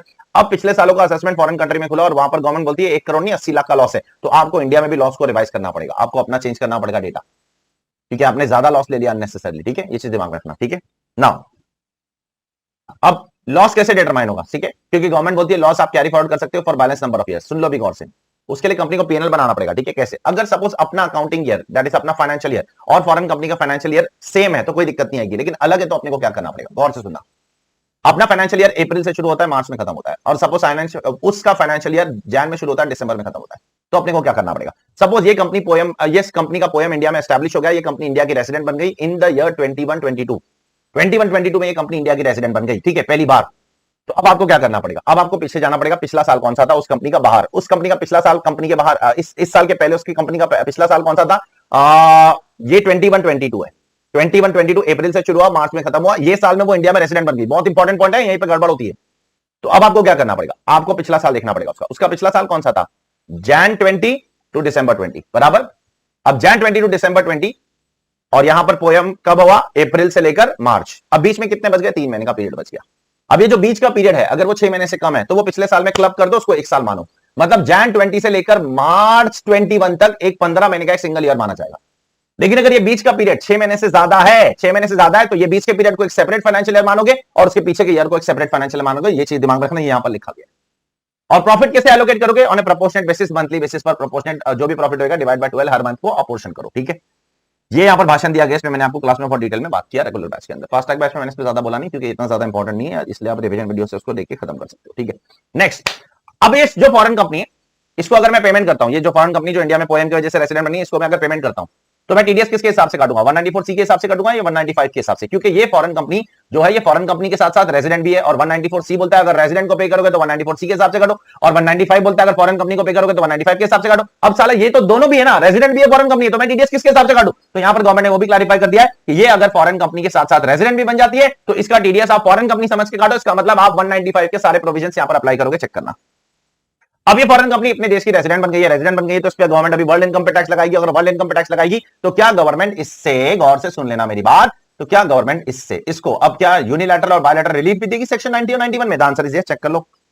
यूनिलैटरल और बायलैटरल रिलीफ भी देना पड़ेगा, ठीक है, इसको देना ही पड़ेगा ना। अगर ये इंडिया की रेजिडेंट बन गई तो, अगर अब रेजिडेंट बन गई तो आप उसको सारे बेनिफिट्स भी तो जो रेजिडेंट को मिलते हैं, ठीक है। नेक्स्ट, अच्छा अगले साल क्या होगा? ये तो पहले साल का सब ट्रीटमेंट बनाया, तो अगले साल भी आपको इसको बेनिफिट मिलेगा क्या? इसको अगले साल भी डब्ल्यूडीवी का डेप्रिसिएशन मिलेगा क्या? इसको अगले साल भी लॉस कैरी फॉरवर्ड करने मिलेगा? द आंसर इज यस, मिलेगा। अच्छा, अभी किसी प्रोविजन में लिखा है स्पेसिफिकली कि ये प्रोविजन फॉरेन कंपनी के लिए एप्लीकेबल है, किसी प्रोविजन में लिखा है कि ये प्रोविजन नॉन रेजिडेंट के लिए एप्लीकेबल है, किसी प्रोविजन में लिखा है कि ये प्रोविजन रेजिडेंट के लिए एप्लीकेबल है, तो क्या अप्लाई करोगे इस कंपनी के लिए? जहां स्पेसिफिकली लिखा है फॉरेन कंपनी के लिए एप्लीकेबल है तो अप्लाई करोगे, जहां स्पेसिफिकली लिखा है रेजिडेंट के लिए एप्लीकेबल है तो वो भी अप्लाई करोगे, क्योंकि अब ये कंपनी फॉरेन कंपनी भी है, रेजिडेंट भी है, लेकिन जिस प्रोविजन में लिखा है कि ये प्रोविजन स्पेसिफिकली नॉन रेजिडेंट के लिए एप्लीकेबल है तो उसको वो प्रोविजन इस पर्टिकुलर कंपनी को आप अप्लाई नहीं करोगे, ठीक है। नेक्स्ट, सर इस कंपनी का टैक्स रेट क्या होगा, 30% का बेनिफिट मिलेगा? The answer is no. Government ने बोला 30% का बेनिफिट नहीं मिलेगा, भले ही ये फॉरेन कंपनी पोएम की वजह से इंडिया में रेसिडेंट बन जाए, इसको टैक्स रेट तो 14% ही लगेगा जो फॉरेन कंपनी को लगता है। यहां पर गवर्नमेंट ने बहुत गलत कर दिया कि इसको रेसिडेंट बना दिया, वर्ल्ड इनकम टैक्सेबल कर दी और टैक्स रेट में कोई रिलैक्सेशन नहीं दिया, 40% का टैक्स लगा रही है, ठीक है। लास्ट बट नॉट लीस्ट, ये सारी फॉरेन कंपनी जो बाहर बैठी है ये सब कुछ क्या करती होगी, ये सब अपना जो करेंसी एक्सचेंज होगा सब कुछ फॉरेन करेंसी के हिसाब से होगा, डॉलर के हिसाब से होगा, पाउंड के हिसाब से। उसको कन्वर्ट कैसे करोगे? उसको कन्वर्ट करोगे एज पर रूल 115। चेक करो यहां पर, आगे जाकर रूल 115 हम लोग देख लेंगे, ठीक है, इसी चैप्टर में आने वाला है। तो यहां पर जाकर आपका पोएम का सारा डिस्कशन खत्म हो जाता है, ठीक है। तो चलिए आगे बढ़ते हैं टुवर्ड्स द नेक्स्ट पार्ट। और अब हम लोग बात करेंगे थोड़ा सा एक छोटा सा सर्कुलर एसिबिलिटी का, जो ये बोलता है कि अगर एक नॉन रेसिडेंट सी फारर है, सी फारर मतलब वो जो इंडियन सिटीजन है जो शिप विप में जाकर काम करता है, क्रू मेंबर है, ठीक है, तो अगर उसकी सैलरी अगर इसी इंडिया के बैंक के एनआरई अकाउंट में क्रेडिट होती है, इंडिया के बैंक के एनआरई अकाउंट में अगर उसकी सैलरी क्रेडिट होती है तो गवर्नमेंट उस पर उसको टैक्स नहीं लगाएगी। गवर्नमेंट ने बोला उसको एग्जाम कर देंगे, यहां पर चेक कर सकते हो आप, ठीक है। अब हम लोग बात करने वाले हैं बहुत ही इंपॉर्टेंट चीज के बारे में, जो है वो इंटरेस्ट, रॉयल्टी और एफटीएस का इनकम टैक्स में क्या ट्रीटमेंट है। तो सबसे पहले हम लोग बात करेंगे इंटरेस्ट, रॉयल्टी और एफटीएस इंडिया में अक्रू कब होता है। एक बार ये पता चल जाएगा इंडिया में अक्रू कब होता है, उसके बाद हम लोग बात करेंगे उसकी टैक्सेबिलिटी के बारे में, ठीक है। तो interest is accrued in India under section 915। और इंडिया में कब अक्रू होगा? सबसे पहले अगर गवर्नमेंट किसी को भी इंटरेस्ट पे करती है तो वो इंटरेस्ट इंडिया में अक्रू हो जाएगा और गवर्नमेंट को उसको पेमेंट करते समय टीडीएस काटना पड़ेगा, ठीक है। अगर कोई रेजिडेंट बंदा किसी बाहर वाले से लोन लेता है, उसको इंटरेस्ट पे करता है तो वो इंडिया में अक्रू हो जाएगा, लेकिन उसमें एक्सेप्शन है।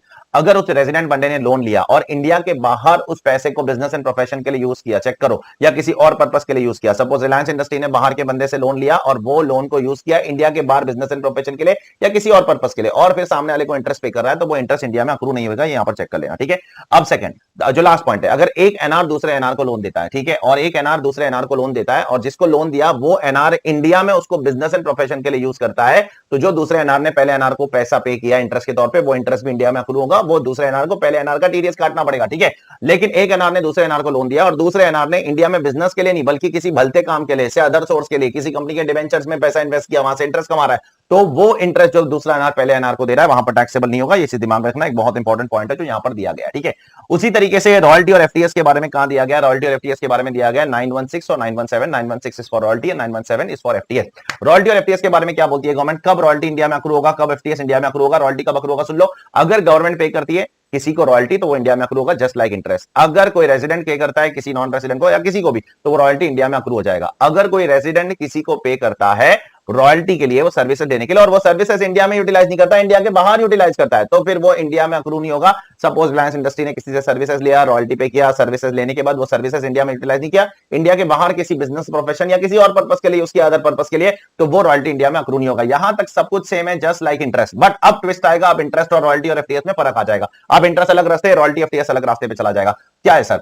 अब गवर्नमेंट देखो क्या बोलती है, अगर एक एनआर दूसरे एनआर को सर्विस देता है और दूसरा एनआर इंडिया में यूज करता है फॉर बिजनेस और इवन फॉर अदर पर्पस जो इंटरेस्ट में मेंशन नहीं था, तो वो रॉयल्टी इंडिया में अक्रू हो जाएगा। तो इंटरेस्ट में क्या, सिर्फ क्या पर्पस के लिए एनआर अगर इंडिया में यूज करता था तो अक्रू हो रहा था, सिर्फ बिजनेस पर्पस के लिए, अदर पर्पस के लिए यूज करता था तो इंडिया में अक्रू नहीं होता था। इसे दिमाग में रखना, ये एक डिस्टिंक्शन पॉइंट है दोनों सेक्शन के अंदर। देन एक कॉमन पॉइंट डाला है गवर्नमेंट ने, एक एक्सप्लेनेशन डाला है इन सेक्शन 9 और जिसमें बोला है explanation is given for interest, royalty और एफटीएस। ये तीनों इनकम के लिए गवर्नमेंट ने एक्सप्लेनेशन डाला और बोला एक नॉन रेसिडेंट की इंटरेस्ट, रॉयल्टी और FTS income shall be always deemed to accrue और arise in India if the services are utilised in India. आपको जो सेक्शन 915, 916 और 917 में जो कंडीशंस दिए गए, अगर वो फुलफिल हो जाते हैं तो उसकी इनकम हमेशा इंडिया में अक्रू हो जाएगी, उसको सेकंड थॉट देखने का ही नहीं। उसमें ये आर्गुमेंट नहीं आनी चाहिए जो मैं अभी रेस करने जा रहा हूं कि भाई नॉन रेसिडेंट सर्विसेज इंडिया में आके थोड़ी रेंडर कर रहा है, वो तो सर्विसेज उधर से ही रेंडर कर रहा है। सर्विसेज किधर से रेंडर करता है वो इंपॉर्टेंट नहीं है, सर्विसेज कहां यूटिलाइज होती है वो इंपॉर्टेंट है। सेकंडली, नॉन रेसिडेंट का इंडिया में प्लेस ऑफ बिजनेस थोड़ी है, बिजनेस मैनेजमेंट थोड़ी है, प्लेस ऑफ इफेक्टिव मैनेजमेंट थोड़ी है, नॉन रेसिडेंट का इंडिया में परमानेंट एस्टैब्लिशमेंट थोड़ी है, ये सब नॉन रेसिडेंट का इंडिया में रेजिडेंस थोड़ी है, ये सब चीज मैटर ही नहीं करती है। इंटरेस्ट, रॉयल्टी और एफटीएस की इनकम इंडिया में अक्रू होती है तो कैसे होती है? 915, 916, 917। उसके लिए दो चीजों की बिल्कुल भी जरूरत नहीं है कि नॉन रेसिडेंट इंडिया में आके सर्विसेज रेंडर कर, बिल्कुल नहीं, वहां से भी रेंडर कर सकता है। उसके लिए बिल्कुल भी जरूरत नहीं है कि नॉन रेसिडेंट का इंडिया में प्लेस ऑफ बिजनेस हो या परमानेंट एस्टैब्लिशमेंट हो या बिजनेस कनेक्शन हो। ये सब के बगैर भी नॉन रेसिडेंट की इंटरेस्ट, रॉयल्टी और एफटीएस इनकम इंडिया में टैक्सेबल हो सकती है डायरेक्टली एज पर सेक्शन 91567, ठीक है। ये चीज दिमाग रखना। तो ये मैंने आपको बता दिया, इंटरेस्ट इनकम, रॉयल्टी इनकम और एफटीएस इनकम नॉन रेसिडेंट की इंडिया में कभी अक्रू होगी। एक बार ये पता चल गया, अब उसकी टैक्स लायबिलिटी के बारे में बात करते हैं, ठीक है।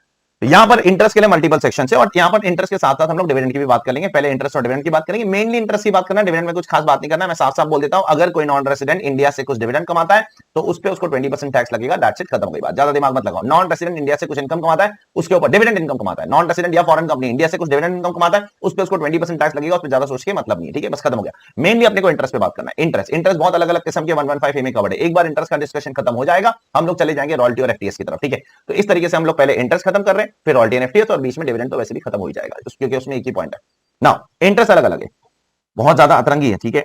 अलग 4 किस्म के अलग इंटरेस्ट है। पहले वाले इंटरेस्ट में देखो 115A1 नॉन रेसिडेंट लेंडर कौन है, नॉन रेसिडेंट फॉरेन कंपनी। दूसरे वाले में नॉन रेसिडेंट फॉरेन कंपनी, तीसरे में नॉन रेसिडेंट फॉरेन कंपनी, लेकिन चौथे में बदल गया। चौथे में सारे नॉन रेसिडेंट फॉरेन कंपनी नहीं है, सिर्फ एफआईआईस और क्यूएफआईस है, foreign institutional investor and qualified financial investors, ठीक है, यही कवर्ड है। पहले में बोरोवर कौन है, कोई भी इंडियन कंसर्न या गवर्नमेंट, ठीक है, वो बोरोवर है। दूसरे में बोरोवर कौन है, इंफ्रास्ट्रक्चर डेट फंड, जो सेक्शन 1047 में मेंशन है। सेक्शन 10 क्लॉज 47 में उस इंफ्रास्ट्रक्चर डेट फंड की इनकम एग्जेम्प्ट होती है, तो वो कवर्ड है। तीसरे में इंडियन कंपनी कवर्ड है, और इनफैक्ट बिजनेस ट्रस्ट भी कवर्ड है, अगर आपको लिखना है तो लिख दो, ठीक है, बिजनेस ट्रस्ट। और चौथे में इंडियन कंपनी और इंडिया की गवर्नमेंट कवर्ड है, ठीक है। तो आपको ये सारी चीजें भी याद रखनी पड़ेगी, उसमें मैं कुछ नहीं कर सकता हूं। You have to by heart these things, इसलिए मैंने इसको आपको डब्बे में डाल के दिया, ठीक है। आप जब चेक करना कहां पे चीजें बदल रही है। देखो लेंडर में तीनों, पहले तीनों सेम है, चौथा बदल गया, तो उस तरीके से याद रखो। पिक्चर को प्रिंट कर लो, इसका स्क्रीनशॉट दिमाग में बिठा लो, दिमाग में। पहले में इंडियन कंसर्न है, गवर्नमेंट है, इंडियन इंफ्रास्ट्रक्चर डेट फंड है। तीसरे में इंडियन कंपनी बिजनेस ट्रस्ट है। चौथे में इंडियन कंसर्न और इंडियन कंपनी और गवर्नमेंट है, ठीक है। टैक्स रेट क्या है, पहले में 20% टैक्स रेट है, टीडीएस कहां कटेगा 195 में। दूसरे में 5% टैक्स रेट है, टीडीएस कहां कटेगा 194 एलसी 194 एलबी। तीसरे में 5% और 4% है। सर 4% किसके लिए मैं बताता हूं, ठीक है, अभी बताता हूं थोड़ी देर के अंदर। इसमें 194 एलसी में टीडीएस कटेगा, चौथे में 5% आपका टैक्स है, इसका टीडीएस 194 एलडी में कटेगा, ठीक है।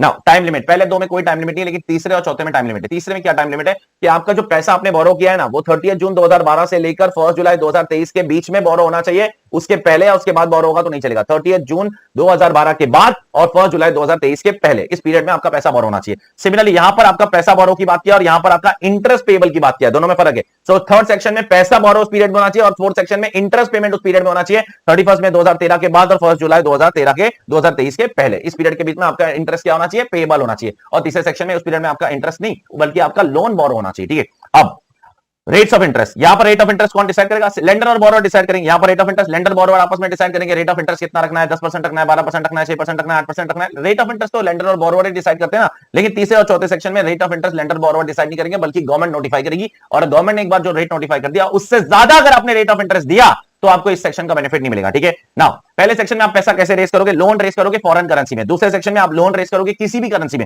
तीसरे सेक्शन में आप लोन से भी पैसा रेस कर सकते हो, लॉन्ग टर्म बॉन्ड से भी पैसा रेस कर सकते हो, और रुपी डिनोमिनेटेड बॉन्ड से भी पैसा रेस कर सकते हो, और सब कुछ फॉरेन करेंसी में होगा। और तीसरे चौथे सेक्शन में आप रुपी डिनोमिनेटेड बॉन्ड और सिक्योरिटी, गवर्नमेंट सिक्योरिटी के थ्रू पैसा रेस करोगे और किसी भी करेंसी में होगा। तो पहले और तीसरे सेक्शन में फॉरेन करेंसी है और दूसरे और चौथे सेक्शन में फॉरेन करेंसी का नाम बिल्कुल भी मेंशन नहीं है, ये चीज दिमाग में रखना, ठीक है। अब डिविडेंड इनकम कितनी टैक्स होगी नॉन रेसिडेंट फॉरेन कंपनी की, मैंने आपको बता दिया पहले, उसमें कुछ ज्यादा दिमाग नहीं लगाने का। 20% पे टैक्स होगी plus surcharge, if applicable cess तो लगता है हमेशा 4% का, ठीक है। अब यहां पर मैंने आपको बोला था कि कुछ केसेस में आपको 4% का भी टैक्स लग जाएगा। अब वो कुछ केसेस कौन से, वो कुछ नसीब लोग कौन से हैं जिनको 194 एलसी में 4% का टैक्स लग जाएगा, चेक कर लो बराबर से, ठीक है। तो बात करते हैं 4% वाला। अगर कोई इंडियन कंपनी 194 एलसी में कौन कवर्ड है, 194 एलसी में इंडियन कंपनी है। अगर इंडियन कंपनी नॉन रेसिडेंट से पैसा रेस करती है, कैसे रेस करती है, फॉरेन करेंसी में रेस कर रही है और फ्रॉम सोर्स आउटसाइड इंडिया से रेस कर रही है। और कब रेस कर रही है, इस पीरियड के बीच में रेस कर रही है। और कैसे रेस कर रही है, लॉन्ग टर्म बॉन्ड या रुपी डिनोमिनेटेड बॉन्ड से रेस कर रही है। और वो लॉन्ग टर्म बॉन्ड और वो रुपी डिनोमिनेटेड बॉन्ड लिस्टेड है, कहां लिस्टेड है, इन आईएफएससी के अंदर, कोई स्टॉक एक्सचेंज के अंदर लिस्टेड है। तो बहुत सारे कंडीशन है। नॉन रेसिडेंट बाहर बैठा है, इंडियन कंपनी इंडिया में बैठी है, ठीक है। वो इंडियन कंपनी वहां से पैसा रेस कर रही है, नॉन रेसिडेंट से कैसे रेस कर रही है, उसको बॉन्ड्स इशू कर रही है, उसको रुपी डिनोमिनेटेड बॉन्ड्स इशू कर रही है। वो बॉन्ड्स और रुपी डिनोमिनेटेड बॉन्ड्स कभी इशू कर रही है, ये 3 साल के पीरियड में इशू कर रही है, अप्रैल 2020 से लेकर जुलाई 2023 के बीच में। और वो बॉन्ड्स और वो रुपी डिनोमिनेटेड बॉन्ड्स कहां पर लिस्टेड है, रिकॉग्नाइज्ड स्टॉक एक्सचेंज में लिस्टेड है, जो आईएफएससी के अंदर है, बॉम्बे स्टॉक एक्सचेंज या एनएससी नहीं चलेगा, ठीक है। तब जाकर आपको 4% का एडिशनल बेनिफिट मिल जाएगा। बाकी नॉर्मल केसेस में आपको 5% का टीडीएस काटना पड़ेगा, बट ये केस में आप 4% भी काटोगे तो चल जाएगा, ठीक है।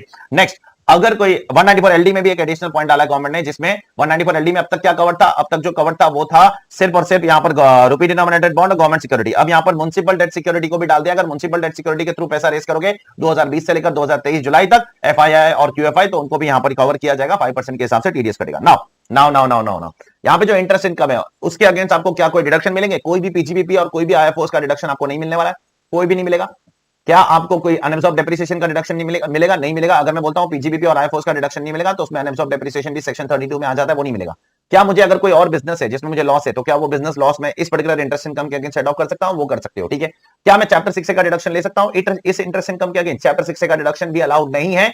तो सुन लो, पीजीपीपी के डिडक्शन अलाउड नहीं है, सेट ऑफ लॉस अलाउड है, अनअब्जॉर्ब्ड डेप्रिसिएशन अलाउड नहीं है, चैप्टर 6 से भी अलाउड नहीं है, लेकिन चैप्टर 6 में सिर्फ एक चैप्टर 6 से गवर्नमेंट ने अलाउ किया, वो है एटीएलए। एटीएलए को छोड़कर और कोई भी चैप्टर 6 से आपको यहां पर अलाउड नहीं होगा, बाकी सब डिसअलाउ हो जाएंगे, ठीक है ना। नेक्स्ट नेक्स्ट नेक्स्ट नेक्स्ट, बहुत ज्यादा गौर से सुनना मेरी बात। सर क्या ये नॉन रेसिडेंट जो सिर्फ इंटरेस्ट इनकम कमाता है या सिर्फ डिविडेंड इनकम कमाता है, तो क्या उसको टीडीएस और तो क्या उसको आईटीआर भरने की जरूरत है? तो सुन लो, अगर वो सिर्फ इंटरेस्ट इनकम कमाता है और सिर्फ डिविडेंड इनकम कमाता है तो उसको आईटीआर भरने की जरूरत नहीं है। अगर वो सिर्फ ये इनकम कमाता है और उसका टीडीएस जितना इस सेक्शन में लिखा गया है उस रेट पे ऑलरेडी कट चुका है, अगर इस सेक्शन में जो लिखा गया उससे कम रेट पे कटा हुआ है, मतलब डीटी डबल में अगर यहां पर 5% है और डीटी डबल में 3% है और फिर डीटी डबल के रेट के हिसाब से 3% के हिसाब से टीडीएस कटा है, तो फिर उसको आईटीआर भरना पड़ेगा। तो आईटीआर भरने का रिलैक्सेशन कब मिलेगा? आईटीआर सॉरी नहीं भरने का रिलैक्सेशन, भरने का क्या रिलैक्सेशन, भरने में कोई रिलैक्सेशन होता है क्या? आईटीआर नहीं भरने का रिलैक्सेशन कब मिलेगा? जब वो बंदा सिर्फ ये इनकम कमाता है, इंटरेस्ट इनकम, और साथ साथ में उसका टीडीएस इस सेक्शन में जो रेट दिए गए उस हिसाब से कटा है, इससे कम रेट पर मतलब डीटी डबल के रेट के हिसाब से कटेगा तो उसको आईटीआर भरना पड़ेगा, ठीक है। तो सर अब ये सारी इनकम्स पे उसको मैट लगेगा कि नहीं लगेगा? ये सारी इनकम्स पे उसको मैट नहीं लगेगा अगर यहां पर जो भी टैक्स रेट है अगर वो 15% के मैट रेट से कम है, तो जहां पर भी 15%